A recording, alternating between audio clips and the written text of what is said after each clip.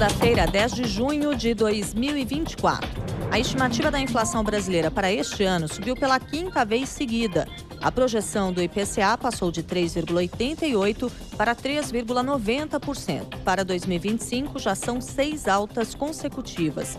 O indicador avançou 0,01 ponto percentual em relação à semana passada e chegou a 3,78%. Os dados estão no Boletim Focus, divulgado hoje pelo Banco Central. Tutores de cães que tiveram suspeita de envenenamento na Barra da Tijuca, zona oeste do Rio, vão prestar depoimento hoje na Delegacia de Proteção ao Meio Ambiente.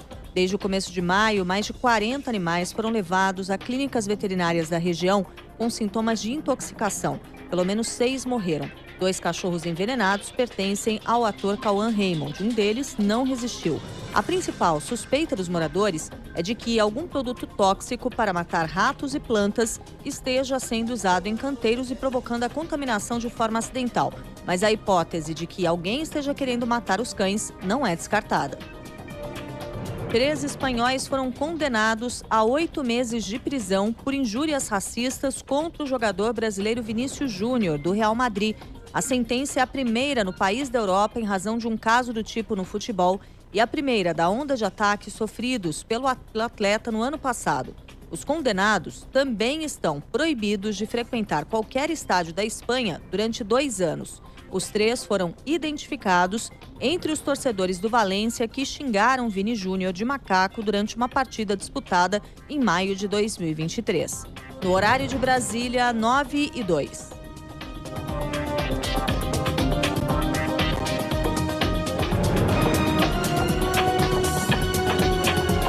Repórter CBN. As principais notícias do dia, a cada meia hora.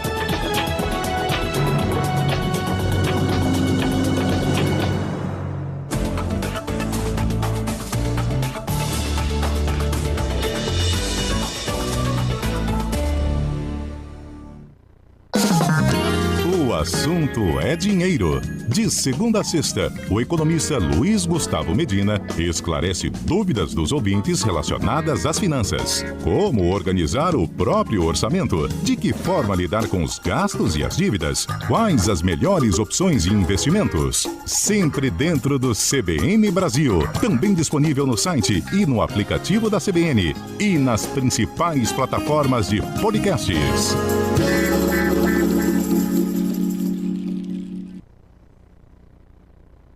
Momento do Brinde. Uma pausa diária no noticiário para ouvir um dos mais admirados especialistas em vinhos no país.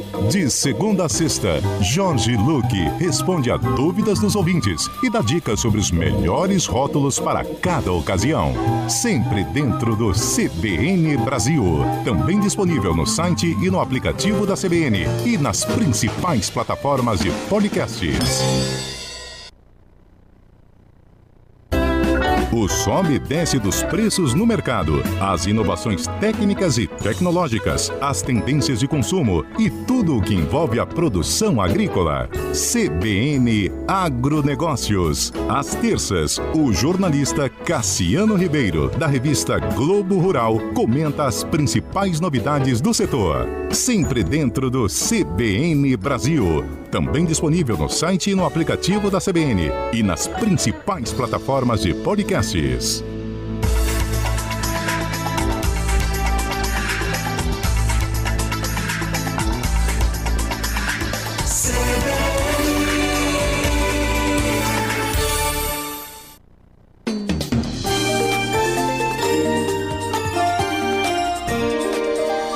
CBN Maceió. Oferecimento. Medirádios e você, juntos pela vida.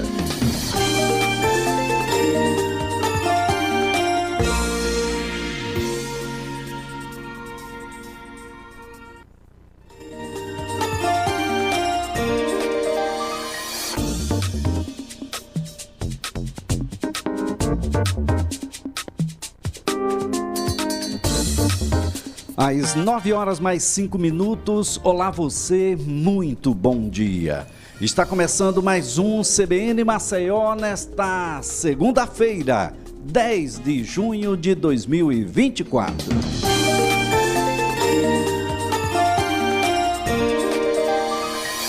E vamos então aos destaques do programa nesta segunda-feira. A gente começa por Maceió. O destaque é de Camila Bibiano. Em 10 dias, já choveu mais da metade do esperado para o mês de junho. As chuvas já provocaram pelo menos 7 deslizamentos em Maceió, que devem continuar a cair em grande parte do estado nesta segunda-feira, especialmente à tarde e à noite. De Maceió para Brasília, o destaque de Milena Teixeira. Líderes partidários estudam novas ações para evitar novos tumultos na Câmara dos Deputados após o Conselho de Ética virar palco de agressões entre parlamentares na última semana. O líder do governo na casa, José Guimarães, deve se encontrar nos próximos dias com deputados para discutir o assunto. A ideia é que os parlamentares também levem a questão para a reunião de líderes, que acontece toda terça-feira com o presidente da casa, Arthur Lira. De volta à capital alagoana e o destaque de Flávia Iese. Alagoas está entre os 10 estados com maior volume de gatos de energia, é o que aponta a ANEEL. Em 15 anos, o volume furtado acumula mais de 500 milhões de megawatts-hora. De volta à capital federal, Brasília, e o destaque de Samantha Klein. O presidente Lula se reúne com reitores de universidades e institutos federais nesta segunda-feira para anunciar aumento das verbas de custeio e tentar amenizar greve que já dura quase 2 meses. O petista ainda deve anunciar obras para as instituições contempladas pelo PAC. E vamos então aos destaques esportivos do programa com informações do Azulão, CSA, do Galo, CRB, todos os detalhes com Emerson Júnior. E o Clube de Regatas Brasil não ganhou a Copa do Nordeste. O time regatiano até que venceu o jogo, derrotou o Fortaleza por 2-0, tirou a vantagem da equipe cearense e levou a decisão para os pênaltis. Por ironia do destino, o artilheiro do Galo na temporada, na competição, perdeu o pênalti inicial e o time do Fortaleza foi campeão da Copa do Nordeste ao vencer o Galo pelo placar de 5-4. Foi o terceiro título da equipe cearense e o CRB continua na fila, não ganhou a competição. Hoje o time do CSA entra em campo logo mais à noite contra o São José. A partida começa às 19 horas no estádio Rei Pelé e o técnico Igor Magalhães tem algumas opções, inclusive 3 jogadores podem estrear. Todos os detalhes daqui a pouco no CBN Esporte. CBN, tempo e temperatura. A previsão para a capital alagoana é de presença do sol. Contudo, pancadas de chuva podem acontecer a qualquer hora do dia e da noite. Afinal de contas, muitas nuvens na manhã de hoje. Maceió apresentando temperatura mínima de 22 e máxima de 29 graus da capital alagoana para o município de Teotônio Vilela. Por lá, sol, muitas nuvens, pancadas de chuva à tarde e à noite com temperatura mínima de 21 e máxima de 30 graus. A gente deixa Teotônio Vilela e chega ao município de Batalha. Sol, muitas nuvens, pancadas de chuva, tanto à tarde quanto à noite. Batalha nesta segunda-feira com mínima de 21 e máxima de 30 graus. Aeroportos.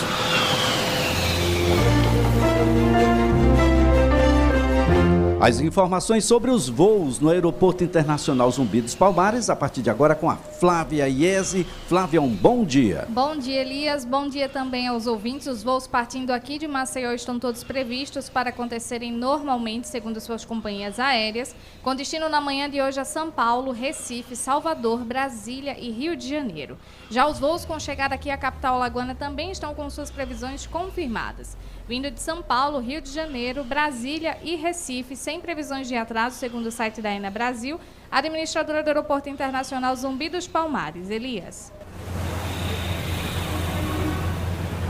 Trânsito. Vamos às informações agora sobre o trânsito na capital alagoana com a Camila Bibiano. Bom dia, Camila. Bom dia, Elias. Bom dia a todos os ouvintes. Olha só, temos trânsito na parte baixa da cidade, aí por conta de alguns engarrafamentos, principalmente na Avenida Comendador Gustavo Paiva, em direção ao centro da cidade. Onde também tivemos um acidente leve, sem vítimas, foi na rua Domingos Lordes Lane, que fica localizada no bairro da Pajuçara. Esse acidente não teve vítimas e o trânsito lá está controlado. Mas onde tivemos também um acidente foi já no finalzinho da Avenida Comendador Gustavo Paiva, já praticamente ali na intersecção com a rua Comendador Calaça, e por conta disso esse trânsito está bem complicado ali na região. Elias.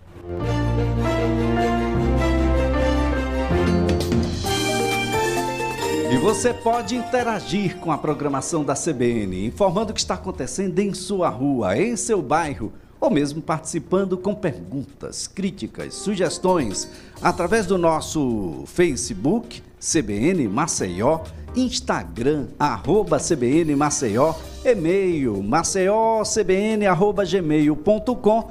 Pode nos acompanhar também acessando o nosso site, cbnmaceió.com.br, participar ao vivo aqui no nosso canal CBN Maceió, o nosso canal no YouTube, mas se preferir, envie agora mesmo as suas mensagens por meio do nosso WhatsApp. Anote o número: 999672092.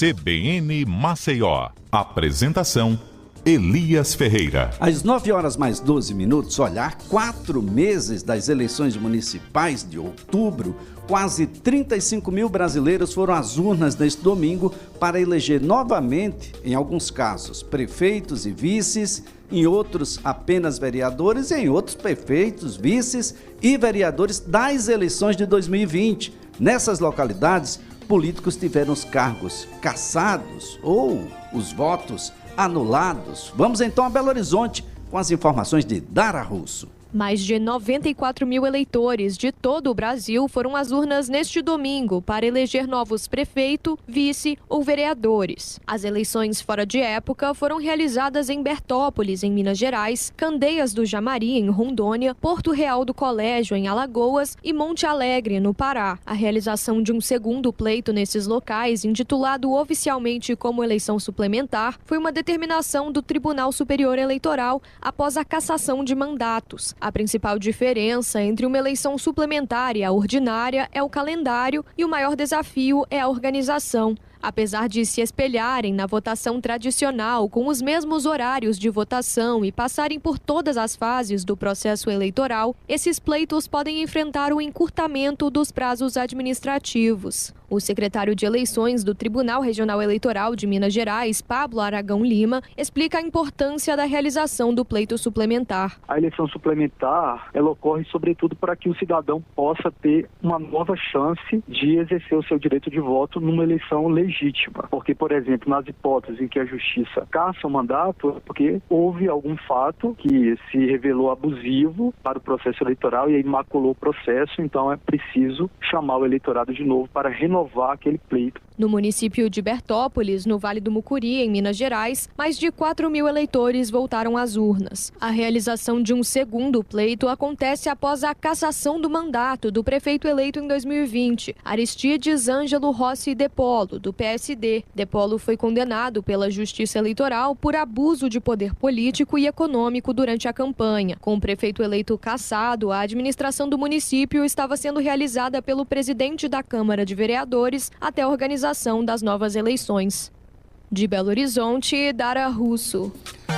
E olha, em Porto Real do Colégio, mais de 11 mil eleitores foram às urnas no domingo, elegeram aí 11 vereadores, nova bancada aí dominada pelo MDB e pelo PP, elegeram cada um 5 vereadores, a vaga restante ficou com o PSB. Os vereadores são os seguintes: Maria Aparecida dos Santos, do PP, com 1.038 votos, Lucas Flávio Bonfim Evangelistas, também do PP, com 885 votos, Willio de Oliveira Souza, do MDB, com 783, Cláudio Ricardo Ribeiro de Souza, do PP, com 778, Cirleide Cordeiro dos Santos, do MDB, com 735 votos, Alexson Leite Lira, do PP, também com 712 votos. Isabelita Conceição Francisca da Silva, do MDB, com 654. Lealdo Alves Vilela, do PSB, com 629. Maicon Tenório dos Santos, ele é do PP. Lembrando que Lealdo Alves Vilela é do PSB, com 629 votos. Maicon Tenório dos Santos, do PP, com 592. Adriano Batinga de Almeida, do MDB, com 588. Tibúcio Militão Júnior, com 563 votos. De acordo com os dados do TRE, 16.290 eleitores aptos a votar, compareceram 10.385, correspondendo aí a 30,12% de uma abstenção. Nós tivemos aí a situação lá de Porto Real do Colégio, é que o TSE decidiu anular todos os votos recebidos pelo MDB e pelo PP para vereador por constatar que os partidos usaram candidaturas femininas fictícias, fraudando então aí a cota de gênero. Tomara que desta vez as candidaturas tenham sido reais. Olha, Alagoas está entre os 10 estados com maior volume de gatos de energia, é o que aponta a Agência Nacional de Energia Elétrica, a ANEEL. Quem traz os detalhes agora é a Flávia Iese. Pois é, Elias, em 2023 o furto de energia elétrica, mais conhecido como gato, bateu recorde no Brasil. O aumento chegou a 20% no último ano, atingindo 40,8 terawatts por hora. Em 2022, tinha somado 34,2 terawatts e vale ressaltar que o terawatts corresponde a 1 trilhão de watts. Oficialmente, estes casos são chamados de perdas não técnicas. Os dados são de um levantamento feito pela ABRAD, a Associação Brasileira de Distribuidoras de Energia Elétrica, a partir de informações fornecidas pela Agência Nacional de Energia Elétrica. Em 15 anos, o volume furtado acumula mais de 500 milhões de megawatts-hora. Alagoas figura entre os 10 primeiros estados no ranking que tiveram maior volume de gatos no ano passado. A unidade de federação, que é a segunda menor do país, teve um total furtado de 0,44 terawatts, correspondendo a 17,2% de energia distribuída e não faturada. A nível nacional, os que tiveram a maior porcentagem no quesito foram Amazonas, com 117,8% do furto de energia, Amapá com 67,4%, Rio de Janeiro com 62%, Pará com 33,5%, Rondônia com 28,7%, Pernambuco com 22,2%, Alagoas e Ceará aparecem juntas com 15,6%, Bahia com 14,2% e Espírito Santo com 14,1%. No Nordeste, Alagoas está atrás apenas de Pernambuco. Essa sequência aparece Ceará, Bahia, Maranhão, após isso vem Piauí, Paraíba, Sergipe e Rio Grande do Norte. Este cenário tem impactado direto nas contas de luz do consumidor, já que este crime acaba resultando em uma tarifa mais alta. O impacto financeiro só com os custos de compra de energia é de 10,1 bilhão de reais. O cálculo é feito a partir do custo médio de aquisição de energia pelas distribuidoras em 2023 de 249 bilhões, com a multiplicação do valor pelo montante de energia perdida de 40,8 terawatts. Elias. Muito gato por aí, né? Muito gato. Olha o gato. Em 10 dias já choveu mais da metade do esperado para o mês de junho. Chuvas já provocaram pelo menos 7 deslizamentos aqui na capital alagoana. Quem traz todos os detalhes a partir de agora é a Camila Bibiano. Olá, Elias. Até este final de semana já choveu 188 milímetros em Maceió, o que representa 59% do esperado para todo o mês de junho, que é um acumulado de 323 milímetros. De sexta para o sábado, os pluviômetros espalhados por vários bairros da cidade registraram um acumulado de 90 milímetros de chuvas. Até o momento foram 8 ocorrências recebidas pela Defesa Civil Municipal, sendo 7 7 delas por deslizamento de barreiras, sem vítimas. Na Xande Bebedouro, a elevação do nível do Riacho do Silva provocou alagamentos em trechos da rua Marquês de Abrantes. Vídeos que circulam nas redes sociais mostram um trecho alagado, o que dificultou o trânsito de veículos. A Secretaria do Meio Ambiente e Recursos Hídricos informou que esta segunda-feira será marcada por chuvas em boa parte de Alagoas. A previsão indica a possibilidade de precipitação para as seguintes regiões: Maceió, Litoral, Zona da Mata e Baixo São Francisco, especialmente no período da tarde e da noite. Nas regiões do Agreste, Sertão do São Francisco e Sertão, o dia será de nebulosidade, com temperaturas mínimas de 19 graus e máxima de 30 graus. A SEMAR orienta ainda a população para ficar atenta às atualizações do radar meteorológico e dos avisos oficiais do órgão. É importante tomar as medidas de precaução cabíveis em caso de chuvas fortes, como evitar áreas de risco e inundações. Para qualquer ocorrência, a população pode acionar a Defesa Civil de Maceió pelo 199 ou 156 e para receber mensagem de alerta, pode se cadastrar enviando o CEP por mensagem de texto para o número 40199. Elias.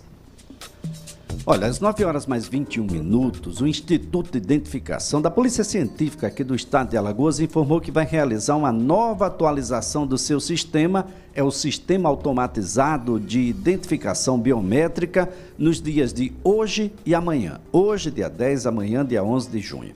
É um procedimento técnico inevitável para a melhoria das atividades de atendimento ao público.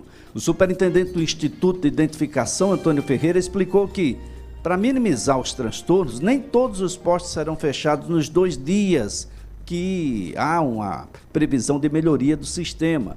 Os postos também foram orientados a não abrir agendamentos para os dias de hoje e amanhã, mas aqueles que chegaram a abrir vão ter que remanejar os requerentes.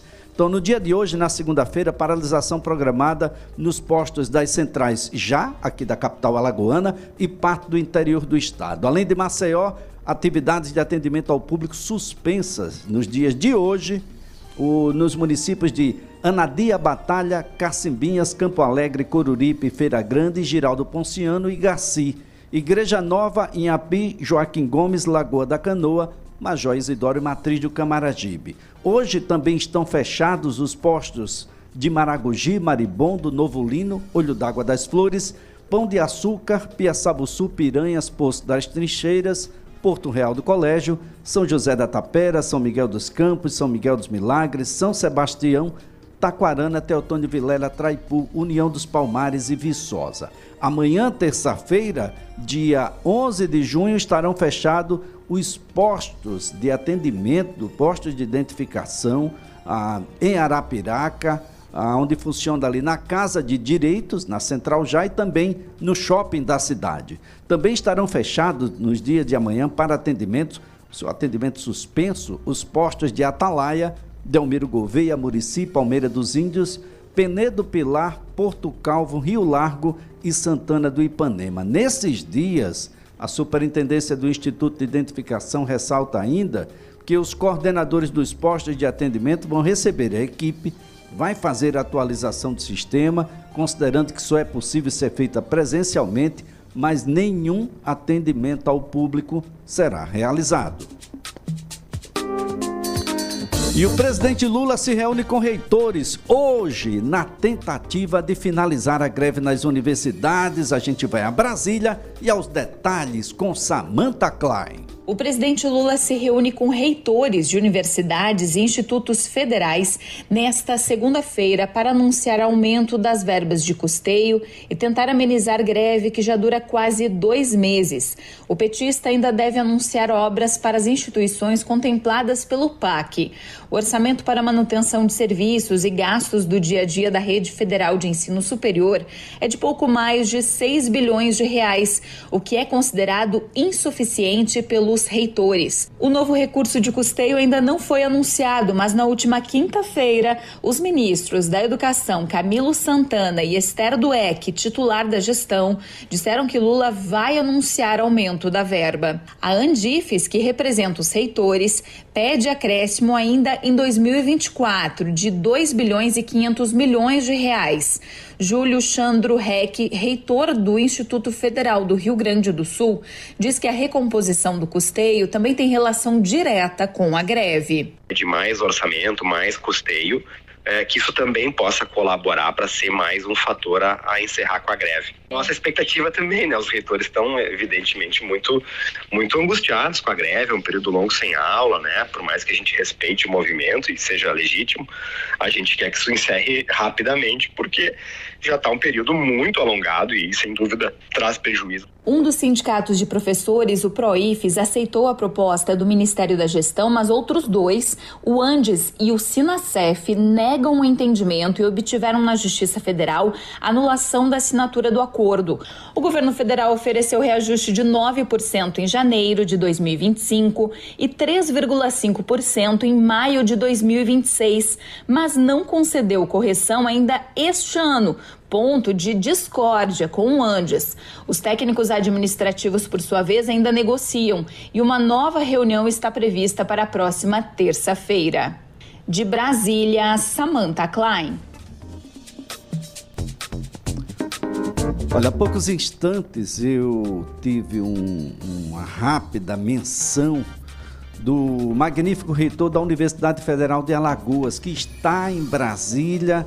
Ouça a expectativa do professor Joséaldo Tonholo. Estamos aqui em Brasília, ansiosos pela reunião com o presidente Lula, na expectativa que o presidente traga alguma luz do ponto de vista da reposição dos nossos salários que levaram os servidores técnicos e docentes às greves, mas também com relação às expectativas quanto ao plano de crescimento, o PAC, para a educação, que deve estar sendo lançado hoje. E, obviamente, aguardando a presidência da República trazer aqui uma novidade com relação à recomposição do orçamento das universidades, já que nesse ano o nosso orçamento é equivalente ao orçamento de 2008 e é absolutamente impossível manter a universidade funcionando na sua plenitude até o final do ano com esse orçamento. Então é um dia de muitas expectativas. Espero poder daqui a pouco trazer um outro áudio para vocês com boas novidades com relação à educação superior, para que a gente consiga fazer a transformação desses nossos jovens do estado de Alagoas que tanto querem uma educação boa, de qualidade e gratuita para fazer a sua transformação.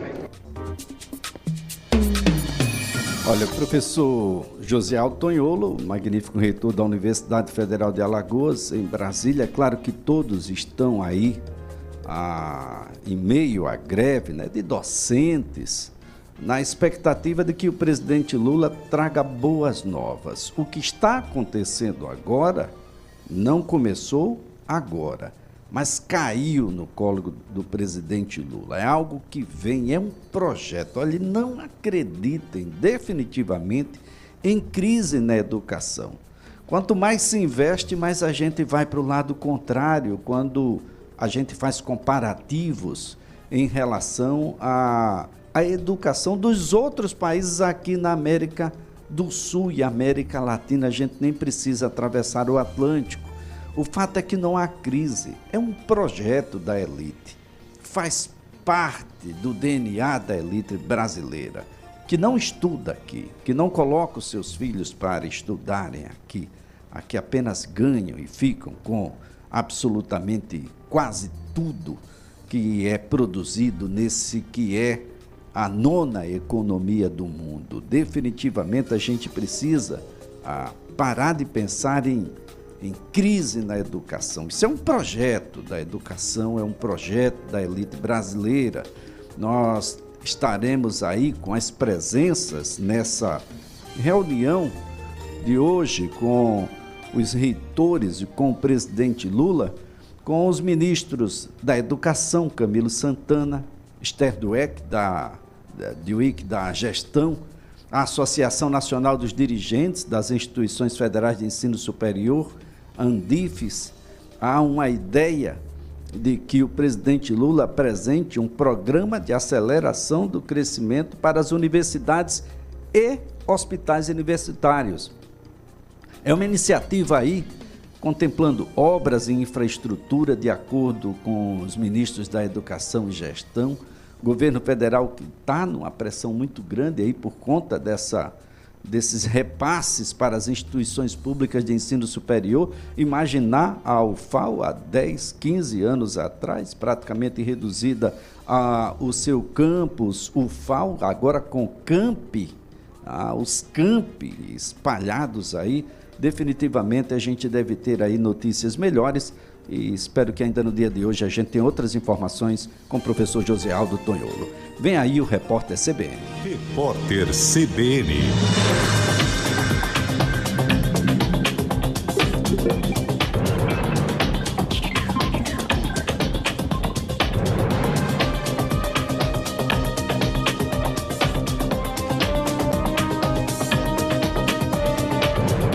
Segunda-feira, 10 de junho de 2024. A projeção de crescimento da economia brasileira para este ano subiu de 2,05% para 2,09%. Para 2025, já são 26 semanas de estabilidade com indicador em 2%. Os dados estão no Boletim Focus divulgado pelo Banco Central.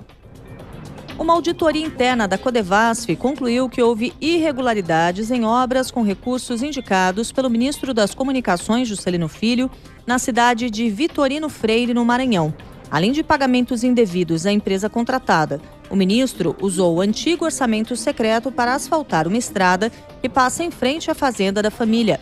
A emenda foi indicada quando o chefe da pasta era deputado em 2020. A irmã do ministro, Luana Rezende, é prefeita de Vitorino Freire. A auditoria foi concluída em maio e se debruçou sobre 2 convênios assinados entre a Companhia de Desenvolvimento dos Vales do São Francisco e do Parnaíba e a Prefeitura, no valor de R$ 8.900.000. O ministro afirma que não houve prejuízo para os cofres públicos.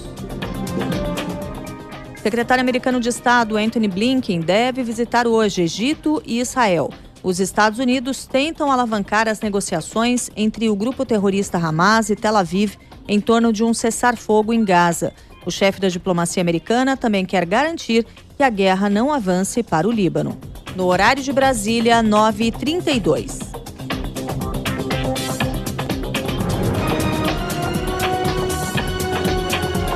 Repórter CBN. As principais notícias do dia, a cada meia hora.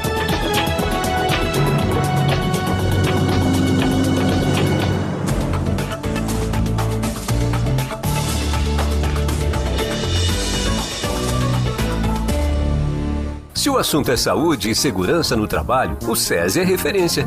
E o Prudêncio é o cara. Veja essa dica para a segurança e saúde da sua equipe. É a dica do Prudêncio. Para deixar o ambiente de trabalho mais seguro, lembre que os procedimentos e orientações de segurança existem para o bem de todos e não são opcionais. Temos que seguir e passar para frente. A segurança de um é a segurança de todos. Para mais dicas sobre segurança, procure o SESI. Atenção, mamães, papais, titios, avós, adultos. A gente tem um recado para vocês. A poliomielite é uma doença muito perigosa e pode até causar paralisia na gente. Por isso, crianças até 5 anos devem ser vacinadas de 27 de maio a 14 de junho para se proteger da paralisia infantil. Leva a gente até a unidade básica de saúde, vai. Cuide bem do nosso futuro. Vacinar é bom para todo mundo. Ministério da Saúde, Brasil, União e Reconstrução.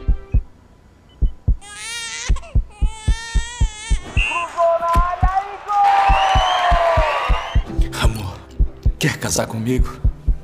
Sim.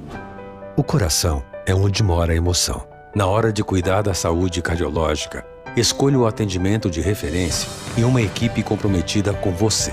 Santa Casa Cardiologia. Seu coração no lugar certo. Responsável técnico Dr. Arthur Gomes Neves, CRMAL 2503 RQE 1874. As armadilhas da nossa língua, com o professor Pasquale. As polêmicas do produtor musical João Marcelo Boscoli. E notícias direto das redações de Época, Galileu, Auto Esporte, Valor Econômico e da Rádio França Internacional. Estúdio CBN, o seu programa de entrevistas e debates nas tardes da CBN. De segunda a sexta, de 2 às 5. Apresentação, Tatiana Vasconcelos.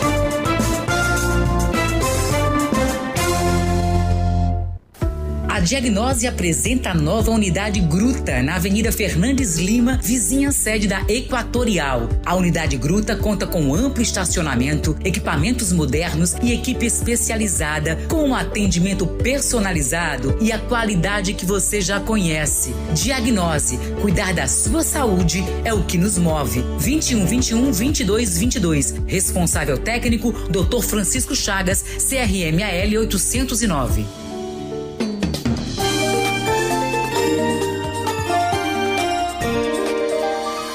CBN Maceió, oferecimento. Medirádios Diagnóstico por Imagem. Tratamento de câncer, cirurgias em geral, urgência e emergência 24 horas. Medirádios e você, juntos pela vida.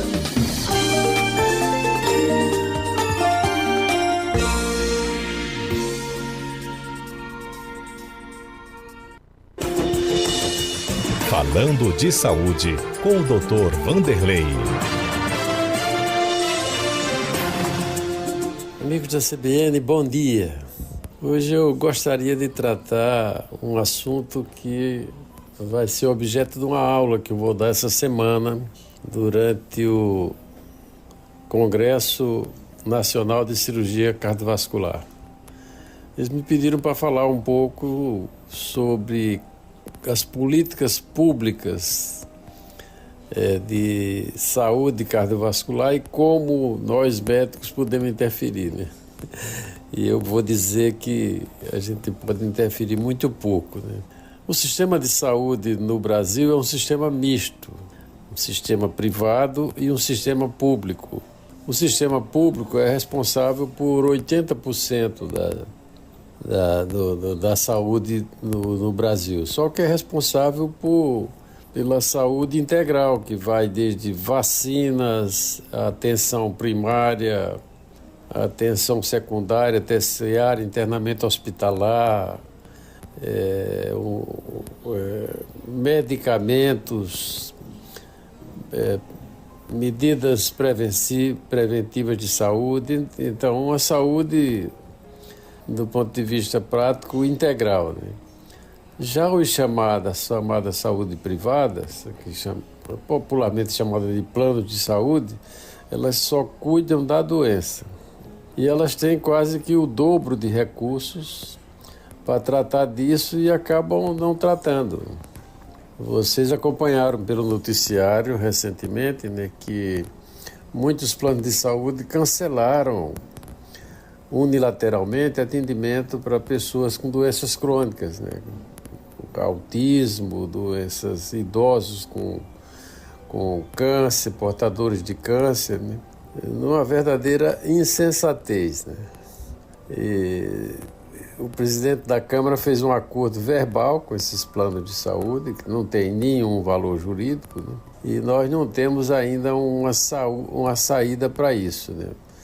Mas, do ponto de vista prático, é que o sistema de saúde público e privado, ele vive um problema sério de financiamento. Lembrar que o sistema privado, que se acha privado, né, todo mundo fala em mercado, né, que são os empresários, eles também, esse financiamento também é público, porque são renúncias fiscais, né? Quando você paga um plano de saúde, você desconta do seu imposto de renda. Então, está deixando de contribuir para o governo que tem que financiar o SUS. Já o financiamento do SUS, ele padece de um problema crônico, né, que veio da Constituição, porque a Constituição previu, quando criou o SUS, um valor da receita dos estados e dos municípios e deixou da União em aberto para ser regulamentado, e isso até hoje não foi. Então, nós temos, do ponto de vista prático, um subfinanciamento crônico. A última vez que isso tentou ser corrigido foi na gestão do ministro Adib Jatene, quando eu era presidente do CONAS, que foi aprovado a chamada CPMF, que depois a área econômica do governo Fernando Henrique retirou outras fontes orçamentárias e deixou o orçamento do Ministério da Saúde com os mesmos valores. Isso gerou a indignação e o ministro Adib Jatene pediu demissão, pediu para sair, né? Então nós estamos vivendo um momento muito difícil, né? E com um congresso muito complicado, né? A agência que regula isso também inerte, né? Com um lobby muito grande dessas empresas que hoje pertencem a grandes corporações financeiras, para que se tenha alguma ideia lúcida, né, de como viabilizar o sistema público e o sistema privado. Não sei como eu vou, na minha aula lá em São Paulo, eu não sei que ideia eu vou dar, né, mas ela passa por Brasília, né, passa pelo Congresso Nacional. Eu rogo para que os congressistas, né, coloquem isso na pauta, né, de forma equilibrada, né, vendo os interesses da população e não os interesses do sistema financeiro. Um abraço grande, até segunda-feira.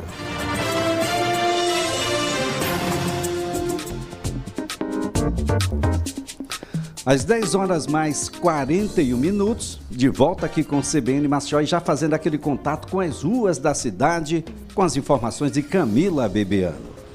Oi, Elias. Olá, todo mundo que está nos acompanhando. Olha só, a gente está aqui na Avenida Litorânea, na Orla de Cruz das Almas, onde há poucos minutos houve um acidente envolvendo uma caminhonete S10 da cor branca que terminou derrubando um poste aqui em frente a um condomínio de prédios que fica aqui na Avenida Litorânea. Nesse momento, inclusive, destaco a chegada da Equatorial, que já veio aqui para fazer, né, o levantamento dos estragos, porque essa caminhonete bateu nesse poste, o poste caiu, derrubou um outro que fica a menos de 10 metros, caiu também completamente o poste, e um que fica em torno de 20, 30 metros desse segundo, caiu um pedaço de cima, né? A maresia tem esse atenuante que termina deixando todo esse material mais frágil e aí termina sendo um pouco mais fácil derrubar esses fios. A região aqui está sem energia. Também vai ser cortada alguns pontos, que é para facilitar o trabalho da Equatorial, que acabou de chegar, como eu falei, para fazer esse levantamento, a retirada de todo o material do poste que caiu e a reconstrução desse poste para que essa região volte a ter energia. Também sobre informações aqui de populares, que a DMTT está a caminho para poder fazer o BO e fazer a retirada desse carro por meio de guincho. O carro está completamente acabado a parte da frente, então provavelmente é um carro que vai dar IPT, né, infelizmente. E a gente também soube das informações que era uma mulher que estava dirigindo. Ela foi retirada do carro em segurança e levada para o hospital para ver se teria tido algum tipo de ferimento, enfim. Mas pelo que eu entendi, ela está bem de saúde, o estado dela é tranquilo e a gente ainda não tem o entendimento do que ocorreu, que causou aí o acidente, que fez ela abater esse carro nesse poste. A desconfiança é que ela tenha perdido o controle do carro realmente por conta de alguma freada brusca, enfim. Mas essa situação de momento, o trânsito aqui na Cruz das Almas está um pouco complicado porque está somente com uma faixa disponível. Agora também com a chegada da Equatorial, que colocou cones para sinalizar e organizar o trânsito. Então quem puder evitar essa região, é bom evitar. Elias, é com você aí do estúdio. Obrigado, Camila, obrigado pelas informações. Olha, por 7 votos a 4, o Supremo Tribunal Federal rejeitou, isso ainda na quarta-feira, última quarta-feira, dia 5, um pedido para proibir que parentes até o 2º grau ocupem simultaneamente cargos na chefia do Legislativo e também no Executivo do mesmo Estado. Ou seja, vamos tentar compreender o que é que de fato estava em discussão e o que de fato foi acolhido pela maioria dos membros do Supremo Tribunal Federal. Neste sentido, nós estamos aqui com o doutor Emanuel Ferreira, é advogado especialista em direito administrativo. Doutor Emanuel, é um prazer tê-lo aqui, um bom dia, muito obrigado por estar conosco. Olá, Elias, bom dia, é um prazer também estar aqui contando com essa participação, mais uma vez. Bom, o que é que de fato estava em discussão e qual foi a acolhida do Supremo Tribunal Federal? Bom, o que estava em discussão, que foi colocado em discussão pelo partido PSB, né, lá no Supremo Tribunal no ano de 2023, se era possível a acumulação concomitante de cargo de presidente de poder legislativo, seja ele municipal, seja ele estadual ou federal, mas a discussão era mais restrita em sede da petição inicial, né, que é aquele requerimento que foi levado ao julgamento lá no Supremo Tribunal Federal. Se era possível o filho, por exemplo, o parente, né, até segundo grau, ou seja, pai, filho, esposa, esposo, companheiro também, né, mais recentemente acolhido também essa tese, se ele podia, ao mesmo tempo que o marido estivesse na prefeitura, a esposa podia ser a presidente da Câmara dos Vereadores. Então, a discussão, num primeiro momento, existe um mecanismo dentro do Supremo Tribunal Federal do chamado julgamento virtual. E nesse julgamento virtual, apenas os ministros vão colocando seus votos e aí não há discussão. Entretanto, a pedido, né, do ministro Flávio Dino, que lançou uma divergência, que lançou um voto diferente do que a relatora estava propondo, que era no sentido de julgar improcedente, que ao final, evidentemente, esse foi o resultado, mas o voto que foi colocado em discussão era exatamente a violação a alguns princípios da Constituição, como, por exemplo, a questão da violação ao princípio republicano, já que a gente está lidando com a coisa pública e as decisões que vão ser tomadas por ambos os poderes, inclusive o Poder Legislativo tem dentro das suas competências o poder fiscalizatório, estaria, em tese, comprometido por conta dessa relação familiar que existia entre os membros de dois poderes, que um fiscaliza o outro, no sistema aí da tripartição dos poderes, né, que a gente vai lembrar aí das nossas aulas lá da Revolução Francesa. Então, dessa maneira, a discussão foi levada ao Supremo Tribunal Federal, teve alguns meandros lá dentro e finalmente chegou a esse julgamento. E aí, então, o que ficou discutido pela relatora, a ministra Carmen Lúcia?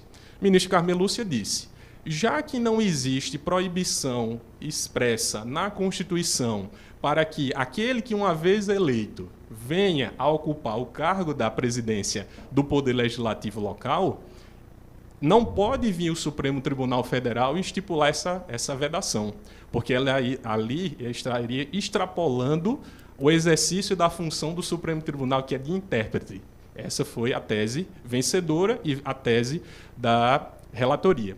E qual foi o voto divergente que foi acompanhado por esse ministro, né, o Flávio Dino, e mais 3 outros ministros, que até a gente pode até ver o exercício mesmo do princípio republicano dentro da corte, até ministros de vieses políticos diferentes concordaram nesse mesmo aspecto, como, por exemplo, o ministro Dias Toffoli, né? Tinha também o ministro André Mendonça, né? Na verdade.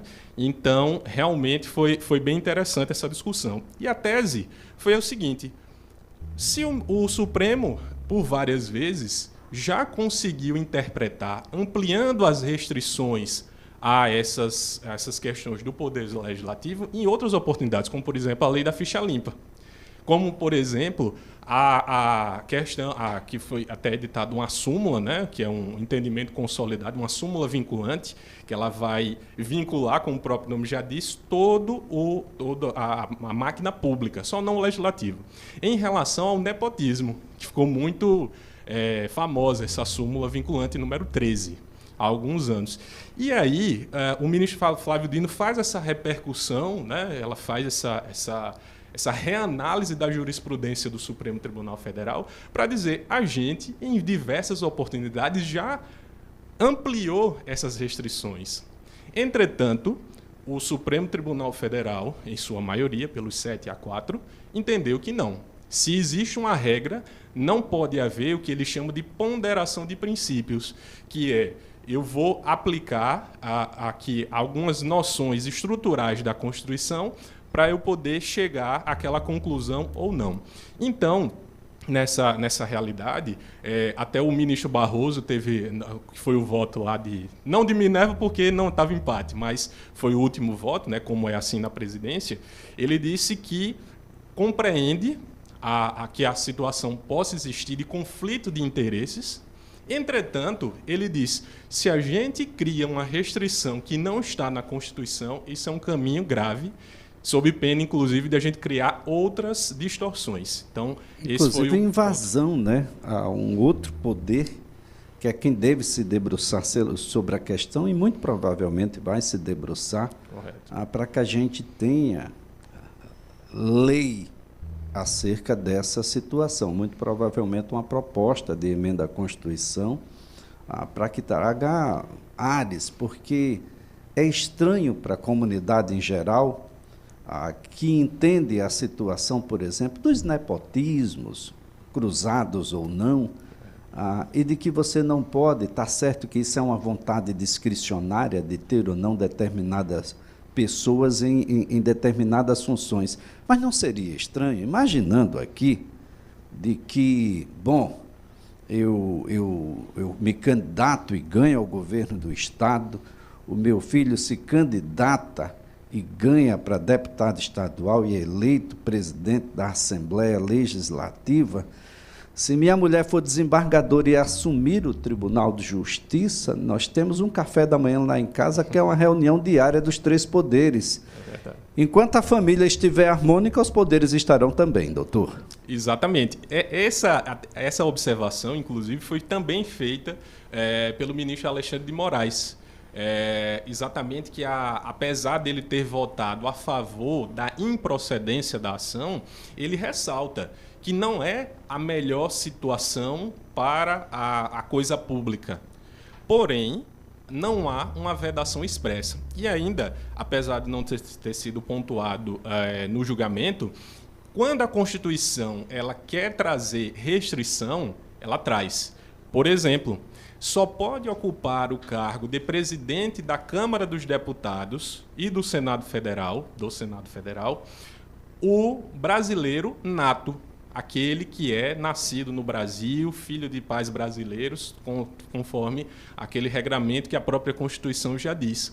Por quê? Porque o estrangeiro que eventualmente se candidata a deputado, ele pode chegar a presidente. Só que o próprio Supremo já chegou, na interpretação da Constituição, disse o estrangeiro pode até se candidatar a um cargo, por exemplo, do Congresso Nacional, a deputado federal. Entretanto, ele está vedado de assumir o cargo de presidente. E isso é muito interessante porque é uma interpretação. Óbvio que tem uma regra, mas há uma interpretação. Agora, doutor, importante destacar que, na base dessa discussão, que é exatamente nas candidaturas, a gente pode ter ali algumas vedações que impossibilitaria, em algumas situações, disso acontecer. Por exemplo, pai e filho podem, numa mesma eleição, sendo primeira eleição, serem candidatos a governador e deputado estadual, por exemplo, a prefeito e vereador? Bom, o que é que diz a Constituição, lá no seu artigo 14, parágrafo 7º, que foi o artigo mais repetido desse julgamento, por exemplo, que se um prefeito vai concorrer pela primeira vez e seu filho também, o filho automaticamente está excluído do páreo. Ele não vai poder se candidatar a vereador com o pai sendo candidato a prefeito, ambos pela primeira vez. Correto, exatamente. De situação diferente é se o filho, por exemplo, já tem uma carreira, né, de vereador, por exemplo, e ele vai participar de uma reeleição. Então, nessa situação, essa impossibilidade ela deixa de existir. E o que tratou o Supremo Tribunal Federal é de que esse filho reeleito e o pai que foi eleito prefeito, ele vai poder ser o presidente da Câmara Municipal. É isso que chegou à conclusão Suprema. Exatamente. E é interessante a discussão que foi feita, é porque Lá, eles dividiram sobre a situação do nepotismo e o exercício do poder legislativo por um parente do prefeito, por exemplo, de que não haveria nepotismo porque o ato de eleição desse parlamentar não foi do prefeito, foi do povo. Então, quem deu o mandato àquele servidor público chamado vereador, deputado estadual, foi o povo. Então, neste caso, como não há uma participação na investidura desse cargo, não há violação aí à questão do nepotismo. É discutível, como foi, evidentemente. Entretanto, justamente até pela situação que você apontou em relação à questão desse jantar, desse café da manhã, para discutir a pauta do que vai ser apresentado ou não. Aí, uma situação que foi pontuada. Imagine uma CPI. Temos que abrir uma CPI para investigar determinado ato do Poder Executivo. Quem vai decidir isso é a presidência da Assembleia, ou no caso, da Câmara dos Vereadores. Há um conflito, claro, de interesses. E passa a não ter mais limites, não é, doutor? Porque imaginando aí de que essas são as funções desenvolvidas por cargos que são eletivos, correto, de escolha popular. Mas, a partir daí, tem toda uma discricionariedade para a ocupação dos cargos que são os cargos de confiança. Exatamente. Né? E aí eu vou ter filhos secretários, eu vou ter parentes em determinadas funções que mexe com recurso público e tudo mais, isso fica desmedido. Exatamente. É curioso, inclusive, que o próprio Supremo também decidiu que nas hipóteses, por exemplo, saindo um pouco da discussão sobre a presidência ou não dos poderes legislativos, é curioso notar que o próprio Supremo já defendeu, já decidiu pela possibilidade do prefeito indicar, e o governador, e assim o presidente da República, né, por efeito reflexo, de que ele pode indicar os seus parentes para ser os membros de uma secretaria, de um ministério. Por quê? Porque é um cargo de confiança e aí, nessa hipótese, há uma possibilidade jurídica para tal. Mais uma vez, é discutível porque haveria ali uma concentração de poder. E essa foi a discussão norte. Não pode haver uma oligarquia de poderes familiares dentro da máquina pública. Porém, como o poder constituinte, que foram aqueles deputados que foram eleitos lá na década de 80 para construir a nossa atual Constituição, eles tiveram a oportunidade de fazê-lo. Então, salvo se vier uma outra decisão política do nosso Congresso para alterar e criar essa restrição, não pode vir o Poder Judiciário, neste caso, através do Supremo Tribunal Federal, criar essa restrição sob pena de violação ao princípio da separação dos poderes. Não foi feito ali e não foi feito na revisional. Correto, em 93. A gente teve uma segunda oportunidade de fazê-lo e não fizemos. Correto. Também fica bastante difícil, não é impensável, mas difícil de que você tenha pai e filho, marido e mulher, governador e, ao mesmo tempo, a presidente da Assembleia Legislativa, o prefeito e presidente da Câmara. Talvez nos municípios menores isso tenha uma condição, né? Você lança alguém que chega à condição de vereador e ganha uma pujança grande e se candidata você a prefeito daquela cidade no pleito seguinte, ele fica com a condição da reeleição. Correto. Exatamente. Se você ganhar, a gente tem aí um complicador, porque ele pode chegar a presidente da Câmara. E o fiscalizador, que é o legislativo, cumpre essa função também, ele passa a ser de dentro de casa. Correto. E aí as coisas vão se avolumando, é bem complicado. Exato. O contraponto que foi feito em sede de julgamento é que não se pode partir da premissa de que haverá uma confusão patrimonial aí, né? Ou seja, de que as pessoas agirão de má fé, cada uma no exercício da sua função. Então, um dos ministros lá, o Cristiano Zanin, veio até a destacar que o Supremo Tribunal Federal poderá analisar casuisticamente. Então, se chegar uma denúncia de que em determinado município está havendo uma oligarquização das famílias em relação ao exercício do poder, isso vai ter que ser investigado caso a caso. E aí foi até mencionado pelo presidente do Supremo Tribunal. De fato, a gente estabelecer uma regra geral é bastante difícil, porque a gente vai estar partindo do pressuposto da má-fé do servidor público. E isso desestimula as candidaturas para as pessoas que querem contribuir. E digo mais, em relação a essa questão das últimas legislações que partem desse pressuposto, que era a lei de licitações antiga, a famosa 8666, ela acabou de deixar de existir, né? Perdeu sua eficácia de fato de direito agora em dezembro de 2023, e ela foi justamente construída de maneira a reconhecer de antemão a má-fé do servidor público.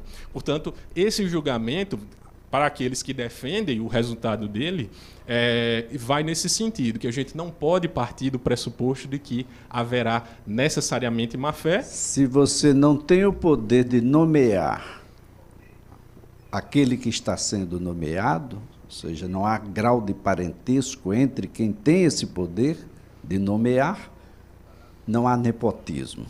Exato. Direto. Exato. Direto. Verdade. Pode haver cruzado. Sim, sem dúvida. Mas a ideia de comum. que a gente está achando que todo mundo é bonzinho, né, doutor? Todo mundo verdade. É bonzinho, todo mundo verdade. é tranquilo. É verdade. Olha, foi um prazer, viu, doutor Emanuel, tê-lo aqui. Um excelente dia, uma ótima semana para o doutor. Obrigado, Elias. Até a próxima. Doutor Emanuel Ferreira, advogado especialista em direito administrativo. A gente faz aqui um breve intervalo. Em seguida, você acompanha o repórter CBN.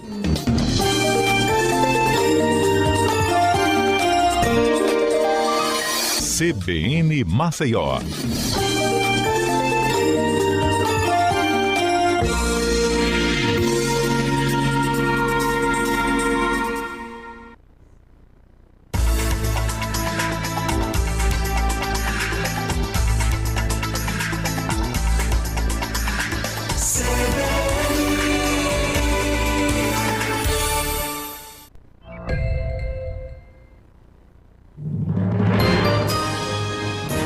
Repórter CBN.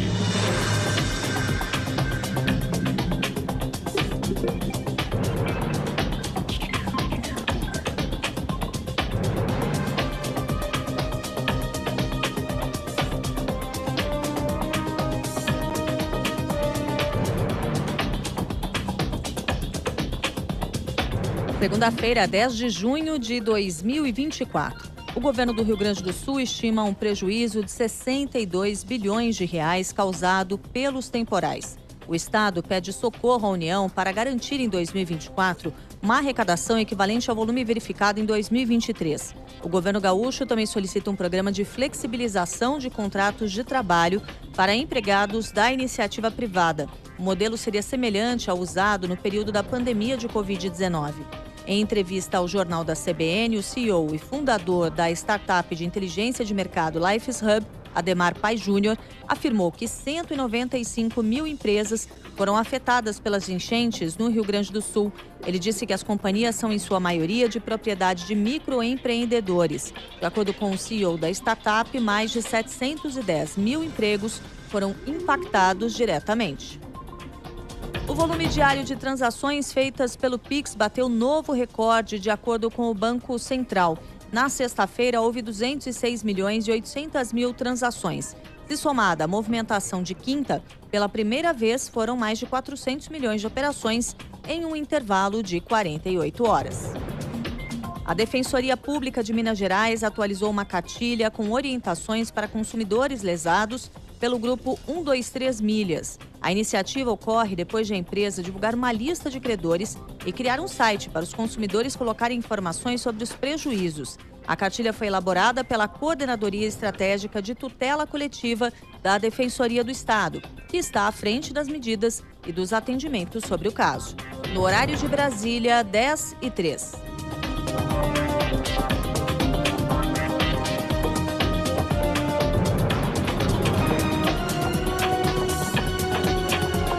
Repórter CBN. As principais notícias do dia, a cada meia hora.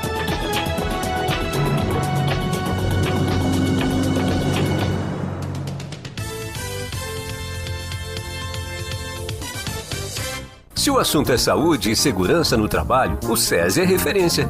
E o Prudêncio é o cara. Veja essa dica para a segurança e saúde da sua equipe. É a dica do Prudêncio. O assunto hoje é coragem. Quando você vê que tem algo errado com a segurança, tem que botar a boca no trombone, informar seu supervisor ou outro responsável. Trabalhe sempre com segurança. E não esqueça, o SESI pode te ajudar a deixar o ambiente de trabalho mais seguro e saudável. Você já sabe que pode contar com pronto atendimento no Hospital Vida para os casos de emergência. O Hospital Vida dispõe de todos os procedimentos de excelência. O único hospital na Ponta Verde conta com centro cirúrgico, UTI e centro de diagnósticos. Porque quando a vida depende de segundos, o Hospital Vida está pronto para cuidar de você e de quem você ama. Hospital Vida, humano por natureza. Diretor técnico médico Miguel Arcanjo Barbosa, CRM 13452. Na CBN, a notícia não para com o CBN Madrugada. Entrevistas, prestação de serviço e os destaques da programação da Central Brasileira de Notícias. De segunda a sexta, de meia-noite às 5. CBN Madrugada. Apresentação Paulo Galvão.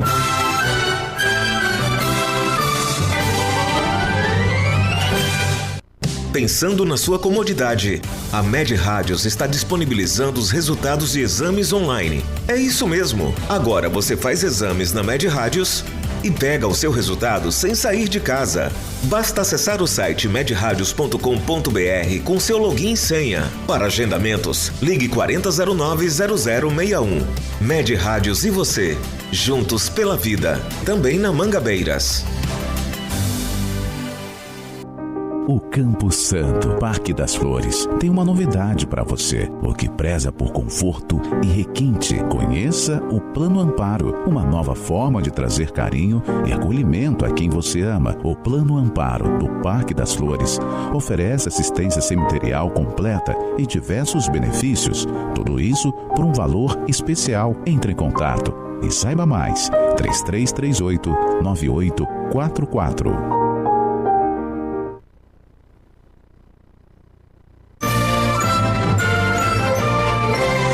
Na CBN, a notícia não para com o CBN Madrugada. Entrevistas, prestação de serviço e os destaques da programação da Central Brasileira de Notícias. De segunda a sexta, de meia-noite às 5. CBN Madrugada. Apresentação Paulo Galvão.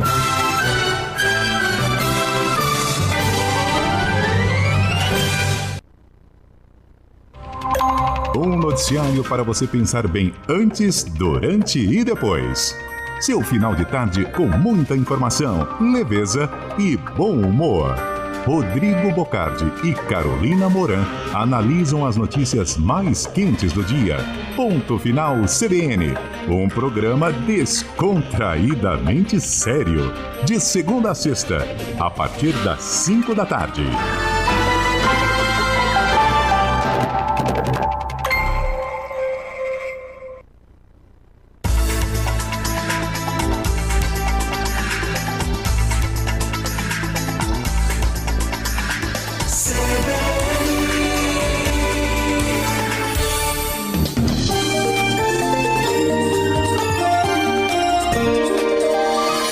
CBN Maceió.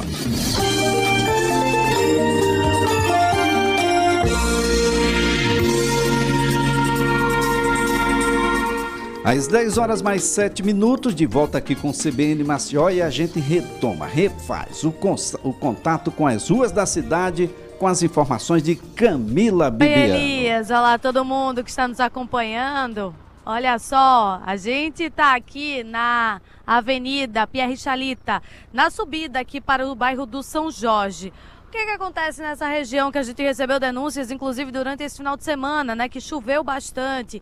Aqui nas encostas da Pierre Chalita está tendo muitos deslizamentos de barro, né? Toda a lama que está aqui da parte da encosta mesmo, que é o solo, de fato, de areia e tudo mais, está caindo, né, em forma de lama, em forma de barro bem pesado, para a pista aqui da Pierre Chalita. Inclusive, boa parte aqui da pista, né, da via mesmo, está tomada de lama. Inclusive, a repórter que vos fala nesse momento até enfiou o pé na lama também, literalmente, ao sair do carro, por conta dessa situação que está aqui, caindo bastante barro dessas encostas. E essa encosta fica do lado da subida para o bairro do São Jorge. E a população que aqui trafega tem muito medo em relação a esse período de chuvas, inclusive no dia de hoje, que a expectativa é que chova ainda mais agora no período da tarde e da noite. Já choveu aí muita água, inclusive o quantitativo de mais da metade por um mês inteiro caiu nesses 10 primeiros dias de junho. Então a população está muito preocupada em relação a essas encostas que ainda não foram feitos nenhum tipo de tratamento, como a prefeitura tem alegado que tem feito pela cidade, mas a Pierre Chalita está esquecida nesse sentido, porque além dessa situação da encosta que está aqui, a gente vê são 3 pontos que a gente consegue enxergar a olho nu de barro realmente caindo para a via. Temos aqui um outro ponto ao lado dessa encosta que está tomado por lixo, muito barro, pneu, né, acumulando água, o que pode trazer aí mosquito da dengue. A gente está vivendo uma epidemia de dengue também, cada dia mais os dados aumentando a quantidade de casos. Então, muito lixo, muito acumulado de água aqui nessa região. Mais à frente a gente viu o mato, né, da encosta já tomando boa parte da pista. Tem curvas que, se você não tiver cuidado, vai terminar tendo a sua visão bloqueada por conta dessa vegetação que está passando para a parte da pista. Inclusive também flagramos aqui poste de iluminação tombando aqui na Avenida Pierre Chalita. Então são vários pontos que precisam ser avaliados, principalmente agora nesse período de chuva, porque é um local crônico que sofre muito com deslizamento de terra. Então muitas vezes a gente atesta inclusive o fechamento da via e fica impossível trafegar. A gente chama a atenção e pede também para que os motoristas que estão aqui utilizando essa via tomem cuidado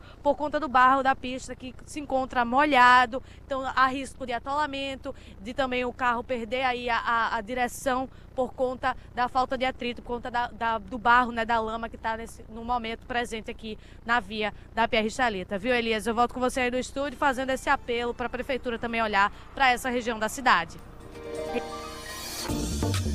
Muito bem, Camila, obrigado aí pelas informações. Olha, às 10 horas mais 11 minutos, tá todo mundo já começando a falar em eleições municipais 2024 no Brasil. Aliás, no dia de ontem, ainda teve eleições de 2020 que foram anuladas em vários municípios no Brasil. Alguns municípios foi uma questão geral, prefeito, vice, vereadores. Aqui em Alagoas, apenas o município de Porto Real do Colégio teve aí mais da metade dos votos anulados. Isso teve como reflexo apenas a eleição proporcional, os vereadores. Todos os vereadores, os 11, perderam então seus mandatos e tiveram que participar de uma nova eleição. Já temos 11 novos vereadores que devem tomar posse no curto espaço de tempo, mas que serão vereadores apenas até dezembro deste ano de 2024. Caso queiram, de fato, continuar, vai ter que se candidatar à reeleição em outubro, então faz 2 em 1. E olha que ainda tem ação na Justiça para que essa eleição não acontecesse. Então só poderia acontecer depois de outubro, que a gente iria fazer uma eleição para o vereador passar por lá um mês. É o sistema eleitoral brasileiro e a gente vai conversar aqui com a cientista política, a professora Luciana Santana, quem a gente agradece, viu, professora? Um bom dia. Bom dia, Elias. Bom dia para você e todas as pessoas que estão nos acompanhando. Olha só, é muito interessante essa situação das eleições municipais aqui no Brasil, porque tem muita gente querendo que a pauta nacional vire pauta municipal. Mas é assim que a coisa acontece mesmo, professora? Bom, Elias, as eleições municipais, eu sempre falo que são eleições extremamente importantes para a população, porque é a eleição onde as pessoas podem discutir problemas que os atingem diretamente ali no seu bairro, no seu município, né? Ela pode discutir, né, mobilidade urbana, pode discutir saúde pública ali, né, os postos de atendimento, a educação do filho, né, nas escolas municipais ou creches, se as ruas estão adequadas ou não, tem buraco ou não tem. Então, é uma eleição onde os problemas locais, eles são potencialmente os principais, né, que mobilizam a disputa política. Agora, claro, a gente sabe que num cenário de muita polarização política no âmbito nacional, em alguns casos, né, e principalmente nas capitais, há uma tendência natural de que haja algum tipo de influência na composição de candidaturas chaves, né? Então, isso pode acontecer, principalmente nas capitais. Os municípios do interior dos estados, eles são menos afetados por essa conjuntura, mesmo que tenha, né, essa mobilização maior aí, né, por trazer temas nacionais para o âmbito local, né? A maior parte da população realmente quer discutir os problemas ali, né, da cidade, do município. Então, aquela pauta da última eleição presidencial e aquele espírito, né? Você é esquerda, você é direita, você é comunista, anticomunista e vermelho, verde e amarelo. Isso ainda deve prosperar, professora, em outubro? Como eu mencionei, nas capitais a gente pode ver, principalmente em alguns centros urbanos, por exemplo, São Paulo, dificilmente a gente não vai tocar nesse tema. Rio de Janeiro, né, Minas Gerais, né, em Belo Horizonte, a gente tem naturalmente, são cenários que são influenciados pela conjuntura nacional, mas a maior parte dos municípios não é assim que a banda toca, e a gente até vai ver, né, em muitos casos, algumas incoerências em termos de composição. A gente vai ver, por exemplo, figuras ligadas ao PL, que para ele ter alguém ali do PT próximo é interessante para ajudá-lo eleitoralmente. Então, essas incoerências no âmbito municipal é muito normal, né? Então, a gente não pode esperar que a gente tenha a mesma coerência, né, de exigência de posicionamentos ideológicos como a gente tem numa eleição nacional. A gente sempre fala que existem, no âmbito local, subsistemas eleitorais e partidários funcionando paralelamente, né? Então, os partidos, a gente vai ver que os partidos que sobressaem em um município, né, em um município é diferente de outro. E até mesmo essa disputa, como a gente tem, né, em termos de PT e PL nacionalmente. Se a gente olhar para Alagoas, né, ela não se externaliza dessa maneira, até porque a gente tem ali, né, o PT, por exemplo, é um partido que não tem essa projeção, não tem um nome próprio, então ele está ali muito mais alicerçado em outras candidaturas, né, de forma muito mais periférica. Então isso acontece em muitos outros municípios. Bem, professora Luciana, nós vamos ter uma eleição muito aguerrida. É claro que quem não é candidato hoje sabe que precisa da eleição de hoje para 2026, e isso tem modificado o cenário, porque se sabe que no majoritário estadual, e até mesmo para os cargos que são federais, Senado, deputado federal, a gente sabe do peso do interior para essas candidaturas. Então, eleger prefeitos que são associados aí ao meu partido é extremamente relevante. Como é que vai ser o papel dessas figuras mais centrais nessas eleições, professora? Bom, tem um curso natural de influência de votos que está relacionado com as eleições proporcionais, né, da Câmara dos Deputados. Então, a gente vai ver aí muitos deputados federais e até estaduais deixando um pouco suas atividades legislativas ali para tentar vir para o âmbito local e tentar reforçar ali que seus partidos, né, possam eleger vereadores e prefeitos. né? É a força que ele vai ter futuramente, né? Ele tendo mais aliados eleitos, é a força que ele tem ali, né? Para ele conseguir manter a sua ambição política de forma vigorada, seja reelegendo para a Câmara dos Deputados, seja buscando um outro cargo majoritário, seja de governador, né? Até presidente, né? Que é mais raro.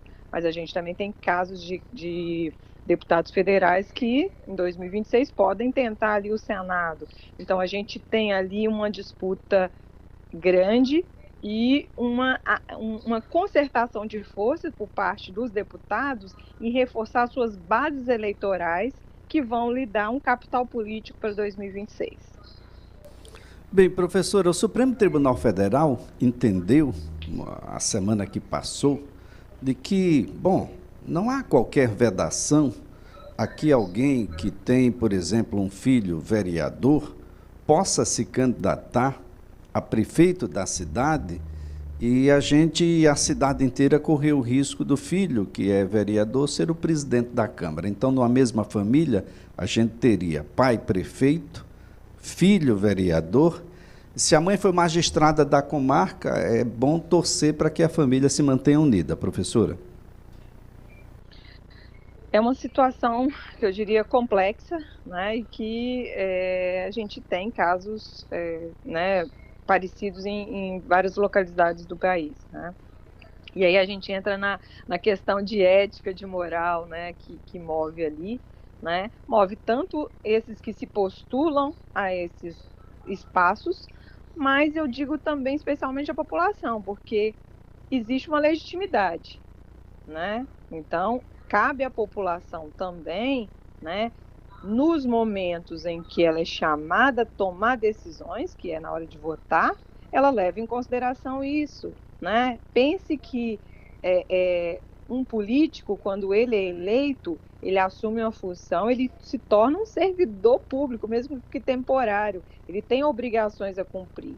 E é importante que as instituições também tenham controle sobre as ações e omissões desses políticos, né? Então é importante que a gente tenha também uma responsabilidade social da população de não se constranger com retaliações, né, opressões para votar no candidato ou B, né, que ele faça isso de forma independente e que garanta efetivamente que a gente tenha ali políticos que possam ser controláveis, que possam ter ações transparentes, né? Então, quando a gente tem as famílias ali nos principais postos-chaves, o nível de transparência com certeza diminui, né? Porque como o filho vai controlar o pai, né? Será que realmente tem essa isenção?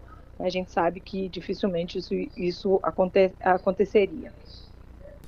Bom, a gente vai ter então uma eleição aí muito acirrada, num pensamento de como é que vai ser a volta às urnas das pessoas, depois de um momento de estranhamento muito forte, principalmente nas capitais, e de que maneira a gente vai tratar a urna eletrônica, que quando elege é muito boa, quando você perde aí os votos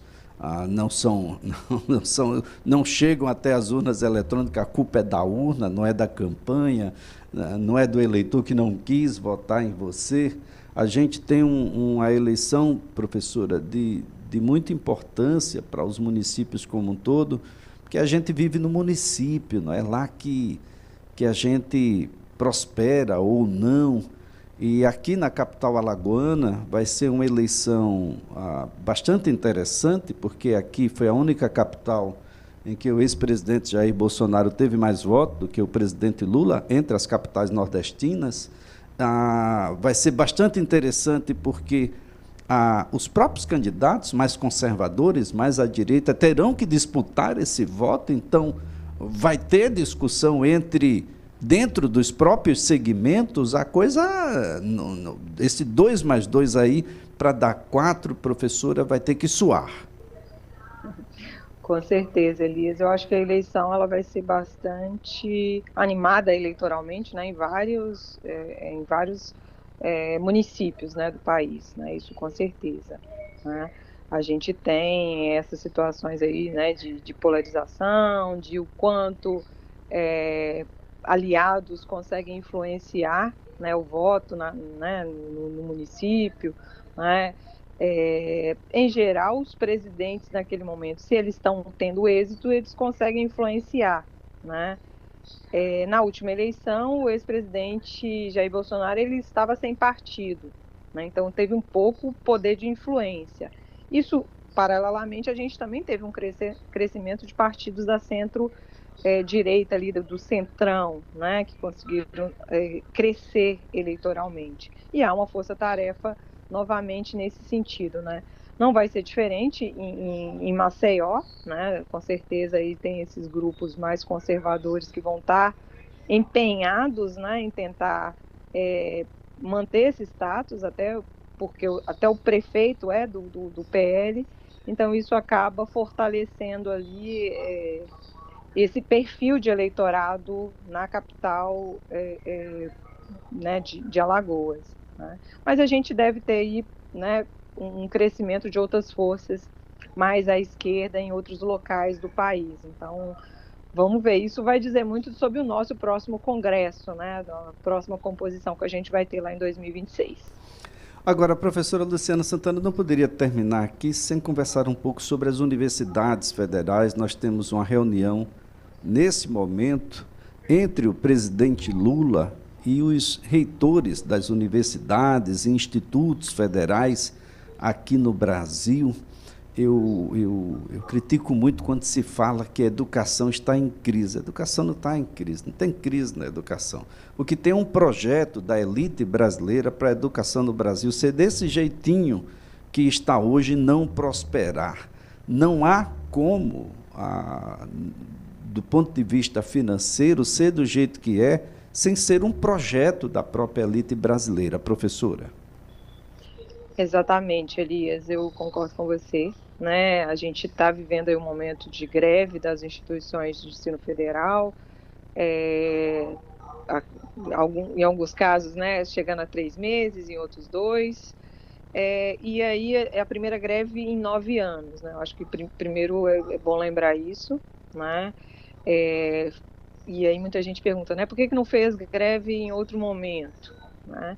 Foi justamente em outro momento onde a gente teve na Universidade Federal o maior corte de recursos, né? Desde 2019, as universidades vêm perdendo muito do seu orçamento, que tem viabilizado, né, o pagamento de terceirizados, o pagamento de conta de energia, o pagamento de água, o cumprimento mesmo, né, de toda a estrutura que vai, né, nos garantir atender melhor, né, os estudantes que estão ali, né?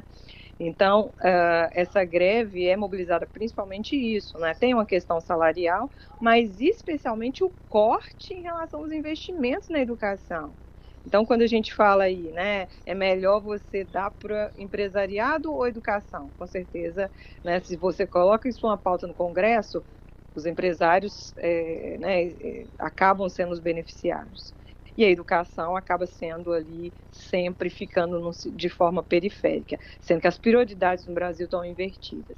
Então, acho que a gente tem uma oportunidade grande hoje, né, do presidente Lula conversar com os reitores, de tentar encontrar maneiras ali, né, de recompor o orçamento das universidades para dar condições, né, para que os professores, os técnicos, possam dar o seu melhor para dar a melhor educação possível para os estudantes, né? A gente tem tido aí uma situação muito difícil nos últimos anos, os últimos governos foram muito negligentes com o sistema educacional, então é importante que a sociedade entenda também, né? Não é uma greve contra o atual presidente, é uma greve contra a forma como a classe política brasileira, e principalmente a elite política brasileira, nos últimos anos, nas últimas décadas, trata a educação, sempre de forma periférica, né? É importante que a gente dê prioridade, né, à educação no nosso país. Muito bem, professora Luciana Santana, que a gente faça isso, né? Muito me preocupou aí a informação de que as escolas públicas no estado do Paraná agora terão gestão privada, como Exatamente. Se tudo que fosse privado fosse melhor, fosse mais barato, que fosse mais eficiente. Se é assim, por que a elite então procura as vagas das universidades federais? Se fosse assim, a coisa seria todo mundo nas universidades privadas. Não é bem assim. E a gente tem um curso de direito muito perigoso, está acontecendo lá na Argentina agora, com a educação pública por lá. E a tendência é tirar uma das universidades mais prestigiadas no mundo, a Universidade Católica Argentina, e isso pode reverberar por aqui. Há que se ter responsabilidade com uma nação tão grande e tão rica quanto a nossa. Muito obrigado, professora. Obrigada, Elias. Ótima reflexão. Até a próxima. Olha, a professora Luciana Santana é cientista política, professora da Universidade Federal de Alagoas, eleições municipais que vem por aí, muito importante, né, de que você preste bem atenção no vereador que você vai votar, para a gente não ter essa formação que a gente tem hoje. Um breve intervalo, em seguida o repórter CBN.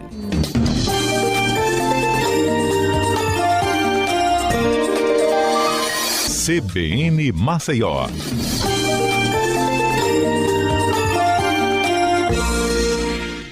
A Diagnose apresenta a nova unidade Gruta, na Avenida Fernandes Lima, vizinha sede da Equatorial. A unidade Gruta conta com amplo estacionamento, equipamentos modernos e equipe especializada, com um atendimento personalizado e a qualidade que você já conhece. Diagnose, cuidar da sua saúde é o que nos move. 2121-2222. Responsável técnico, Dr. Francisco Chagas, CRMAL 809.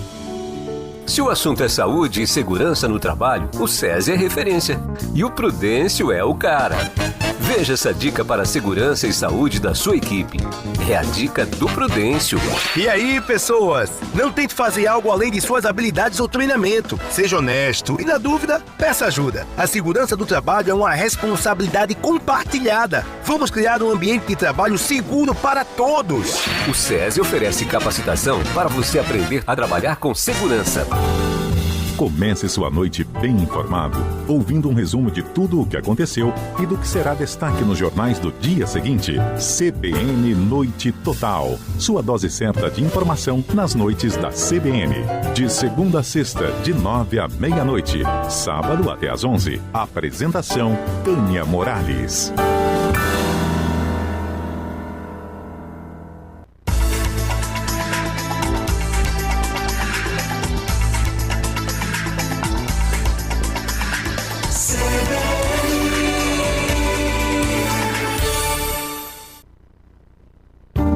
O desempenho das bolsas ao redor do mundo, as oscilações do mercado de câmbio, a análise clara e precisa dos indicadores financeiros. Às terças e quintas, o jornalista Carlos Alberto Sardenberg discute o que de mais importante acontece no noticiário econômico, dentro do Linha Aberta. Sempre no Jornal da CBN e no Ponto Final. Também disponível no site e no aplicativo da CBN e nas principais plataformas de podcasts.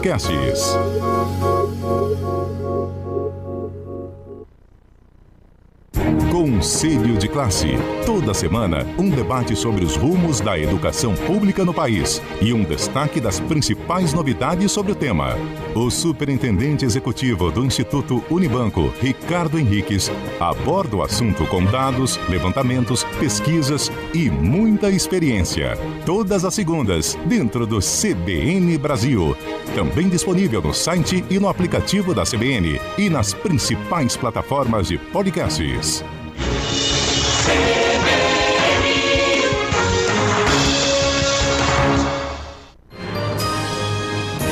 Repórter CBN.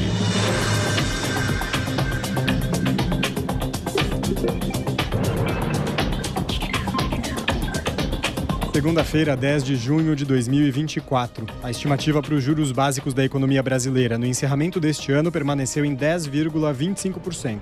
Para o fechamento de 2025, a expectativa da Selic avançou de 9,18% para 9,25%.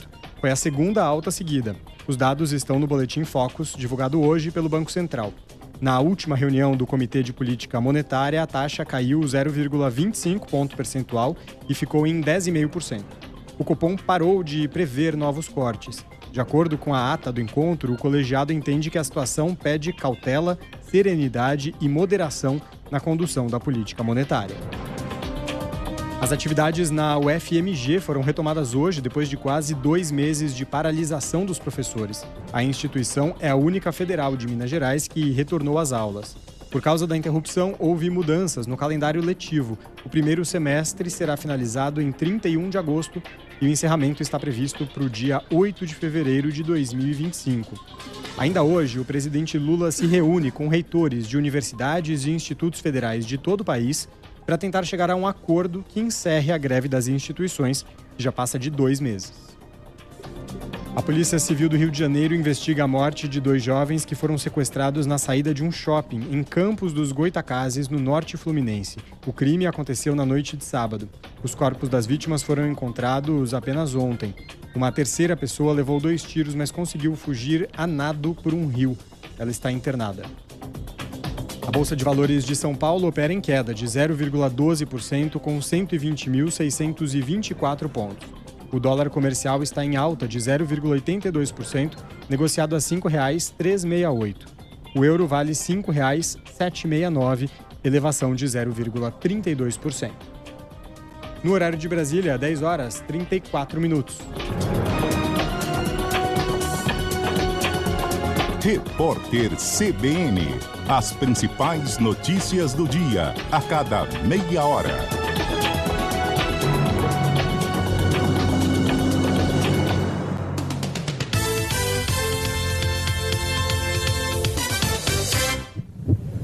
Você já sabe que pode contar com pronto atendimento no Hospital Vida para os casos de emergência. O Hospital Vida dispõe de todos os procedimentos de excelência. O único hospital na Ponta Verde conta com centro cirúrgico, UTI e centro de diagnósticos. Porque quando a vida depende de segundos, o Hospital Vida está pronto para cuidar de você e de quem você ama.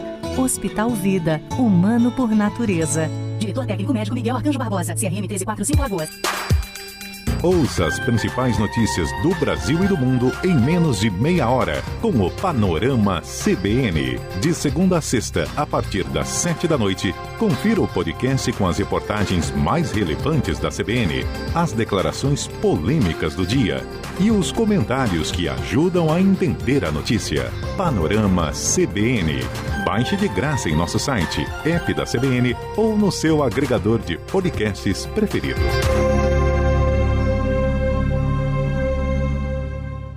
Pensando na sua comodidade, a Med Rádios está disponibilizando os resultados de exames online. É isso mesmo! Agora você faz exames na Med Rádios e pega o seu resultado sem sair de casa.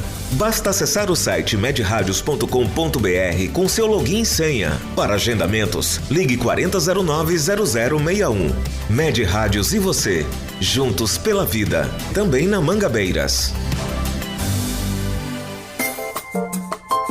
Você ligado nos acontecimentos do fim de semana com o CBN Show da Notícia. Nossos jornalistas estão nas ruas e trazem a informação ao vivo em todo o país, além de entrevistas e reportagens especiais, porque a notícia não para na CBN. CBN Show da Notícia, aos sábados e domingos, nas tardes da CBN.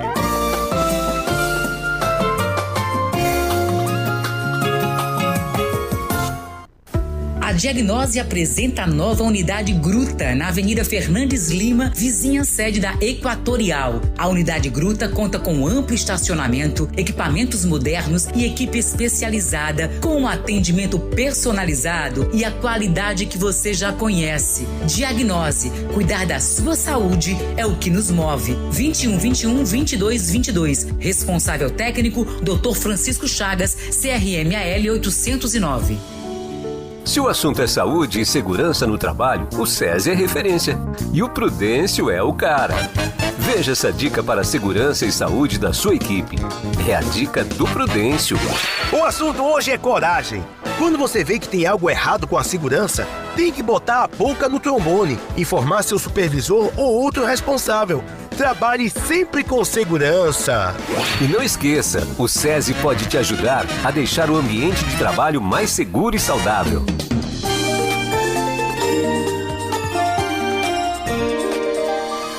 CBN Maceió. Oferecimento. Medirádios Diagnóstico por Imagem. Tratamento de câncer, cirurgias em geral, urgência e emergência 24 horas. Medirádios e você, juntos pela vida.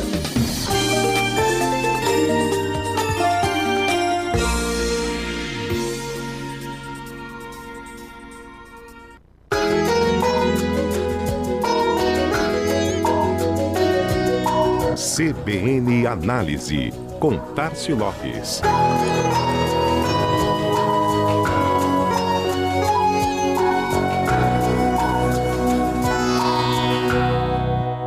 Qual o valor de uma marca? A pergunta é ampla e pode gerar diversos tipos de respostas bem relativas. Mas para a consultoria nova-iorquina Interbrand, especializada nas áreas de estratégias, insights, experiência e ativação de marcas, desde o final dos anos 80, essa resposta surge a partir dos mesmos critérios. Critérios esses que geram o ranking Interbrand, reunindo as marcas mais valiosas, considerando somente o Brasil ou todo o restante do mundo.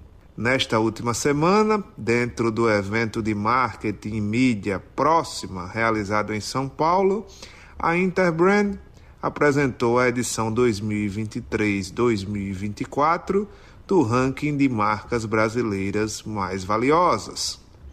Para chegar até as principais marcas brasileiras em valor, o trabalho da Interbrand envolve uma análise financeira da empresa, o papel da marca no mercado, sua influência nos processos de decisão e, principalmente, a chamada força de marca, que integra atributos internos e externos.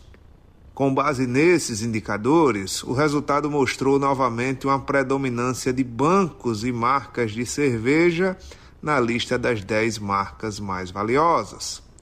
Outro ponto que chama a atenção é o valor global das marcas envolvidas no ranking. Para se ter uma ideia, as 25 marcas mais valiosas do Brasil juntas superaram a marca de 156 bilhões de reais, alta de 2% no comparativo com o ano anterior.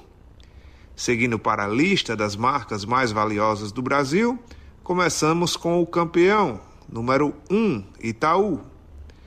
Eleita mais valiosa do Brasil nesta edição 2024, com valor estimado em quase 47 bilhões de reais. Na segunda posição, temos o Bradesco, com 27 bilhões.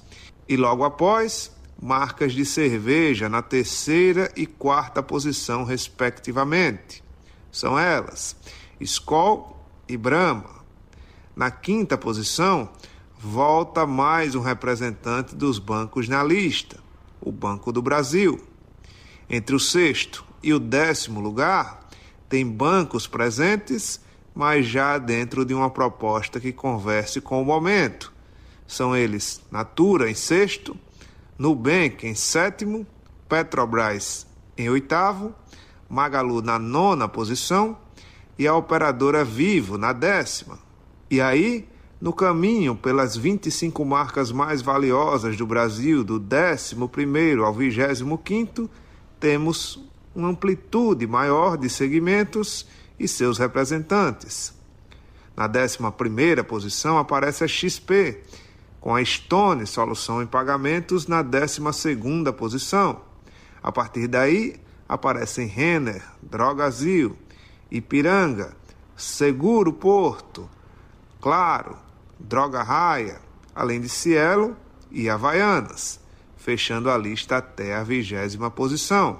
PagBank, Açaí, Atacadão, Localiza e Arezzo fecham o top 25.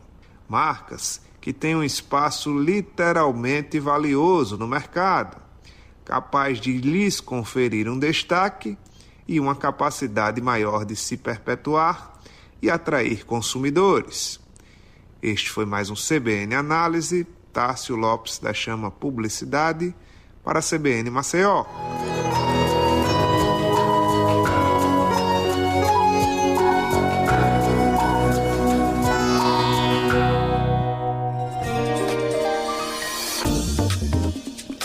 Às 10 horas mais 43 minutos, estamos de volta com o CBN Maceió e mais uma vez lembrando de que nós não temos atendimentos nem no dia de hoje e nem no dia de amanhã no Instituto de Identificação e em todas as suas salas.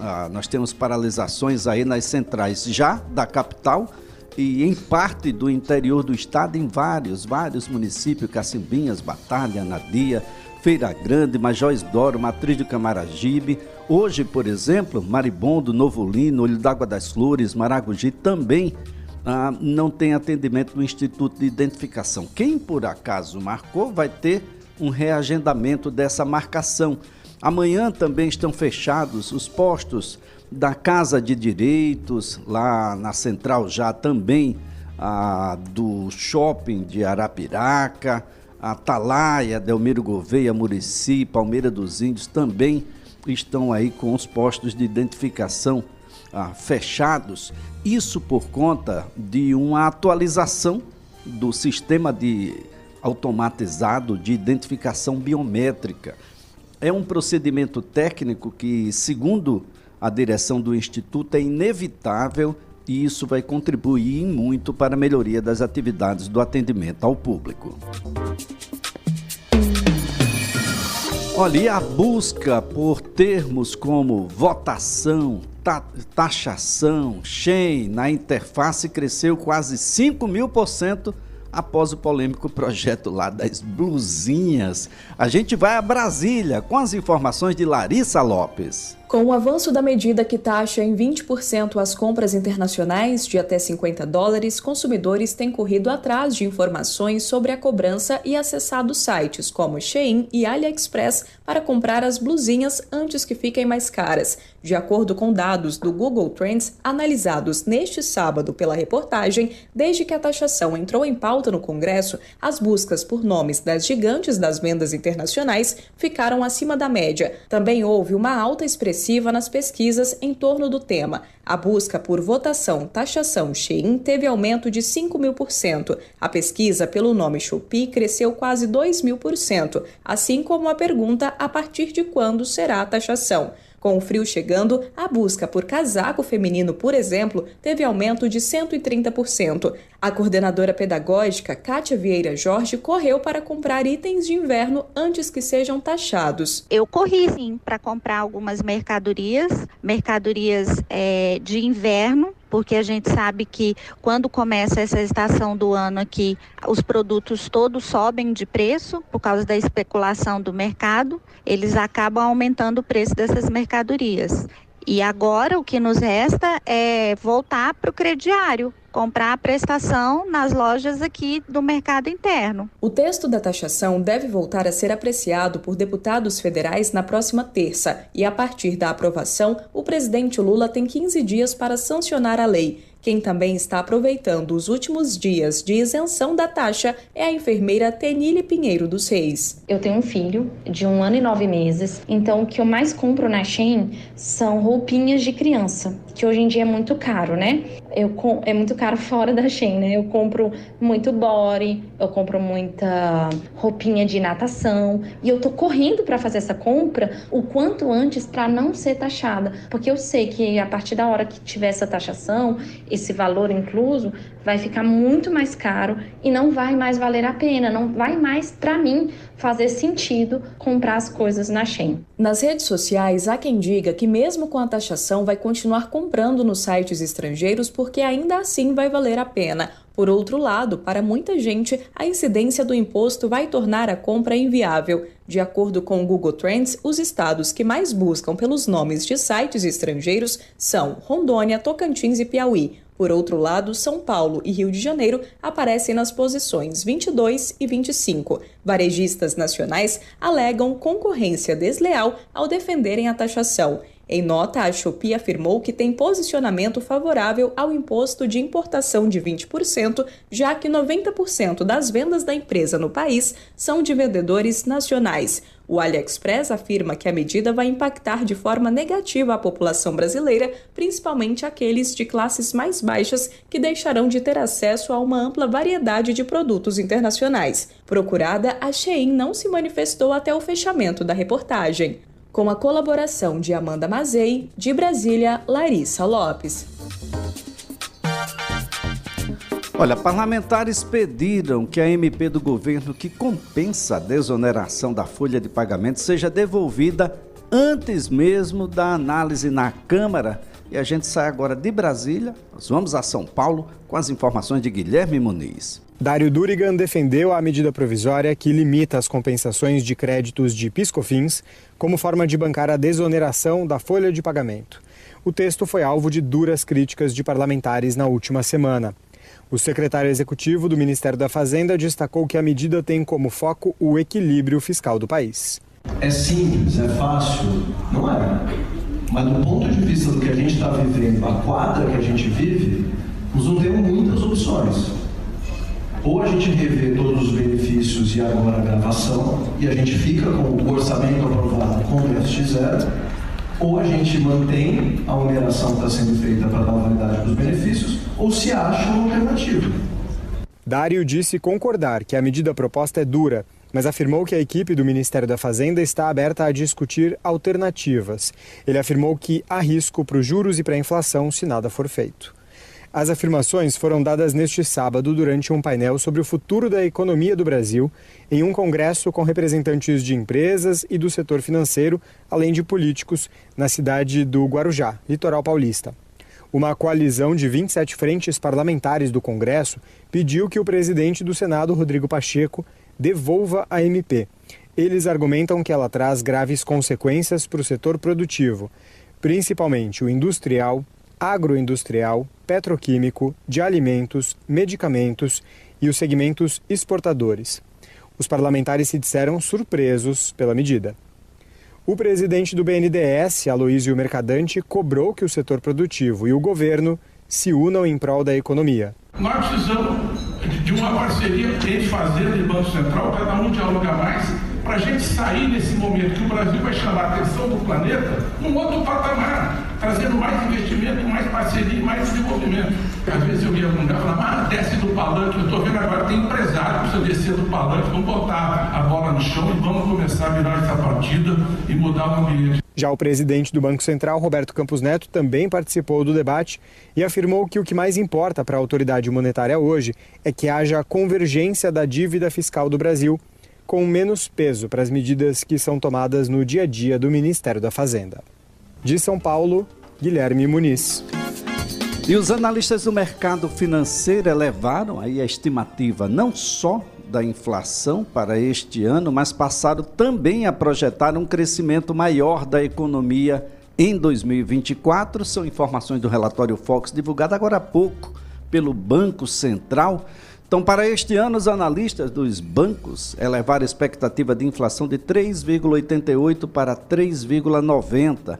É o quinto aumento seguido do indicador e, com isso, a expectativa dos analistas para a inflação de 2024 se mantém acima da meta central de inflação, mas abaixo do teto, que é definido pelo Conselho. A meta central é de 3% neste ano, mas será considerada formalmente cumprida se o índice oscilar entre 1,5% e 4,5%. Para 2025, a estimativa de inflação é de 3,77% para 3,78% na última semana. No próximo ano, a meta de inflação também é de 3%, considerada cumprida em 1,5% a 4,5%. Temos ainda aí no PIB, o crescimento do PIB, a expectativa subiu de 2,05% para 2,09% na semana passada. E olha que nós temos ainda aí que contabilizar o impacto do que está acontecendo lá no Rio Grande do Sul. Para 2025, a previsão da alta do PIB do mercado financeiro continuou em 2%.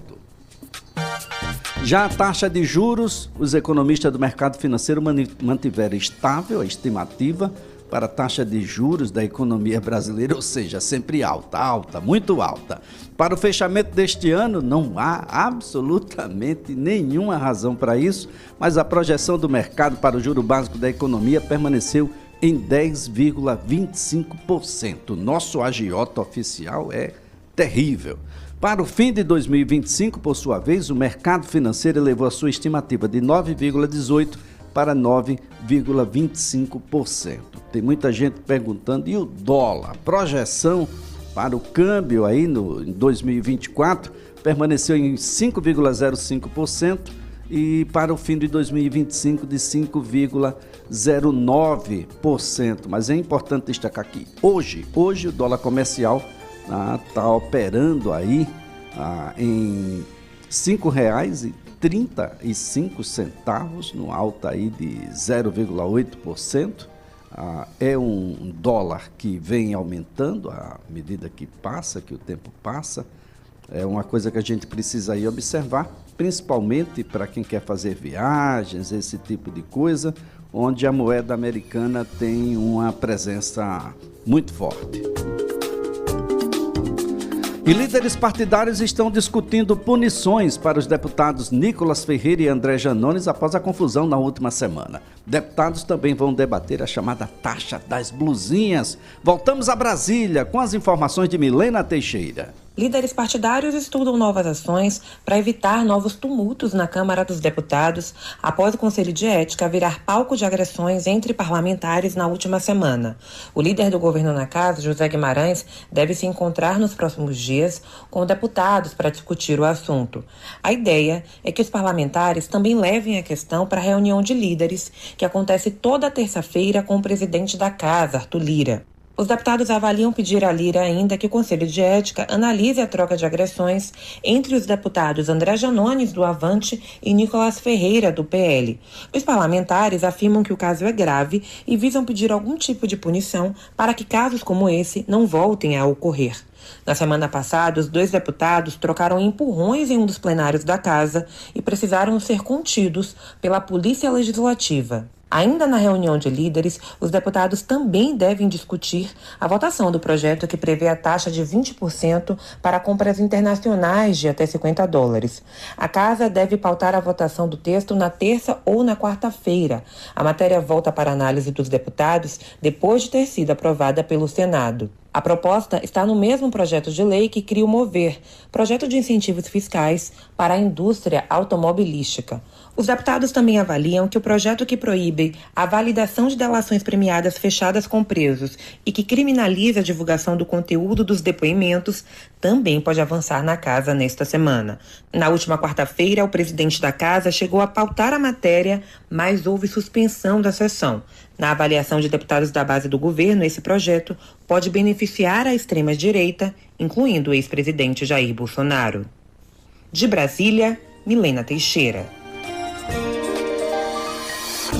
Bem, a expectativa agora é da reunião entre o presidente Lula e os reitores das universidades federais de Alagoas e também dos institutos federais espalhados pelo país. Cobertor sempre muito curto, reitores e diretores dessas instituições estão com os dias contados para fecharem as portas. Aqui na Universidade Federal de Alagoas só tem dinheiro para manter a universidade aberta até o mês de agosto. Pasmem, até o mês de agosto, sem suplementação, sem absolutamente nada até o momento.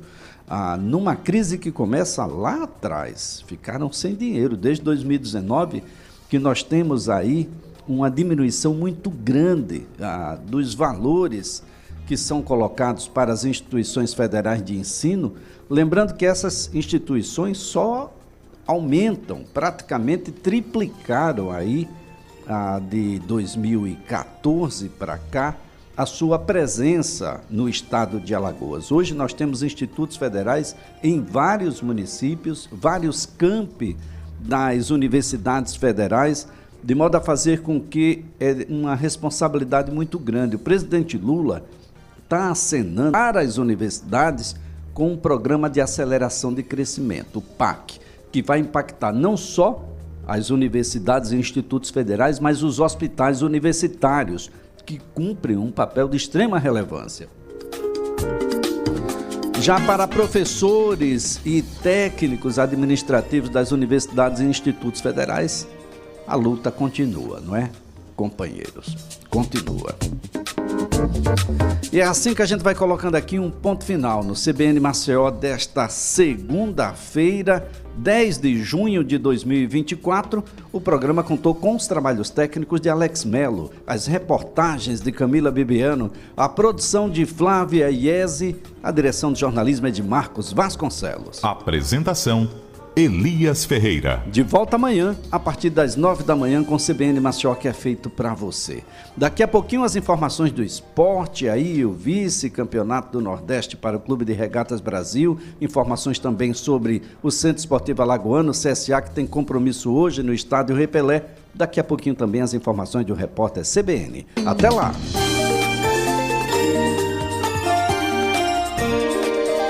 CBN Maceió. Oferecimento.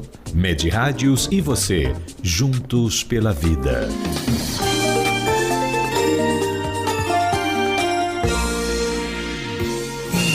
Os principais destaques do futebol e também o que acontece fora dos gramados estão no radar do jornalista Paulo Vinícius Coelho.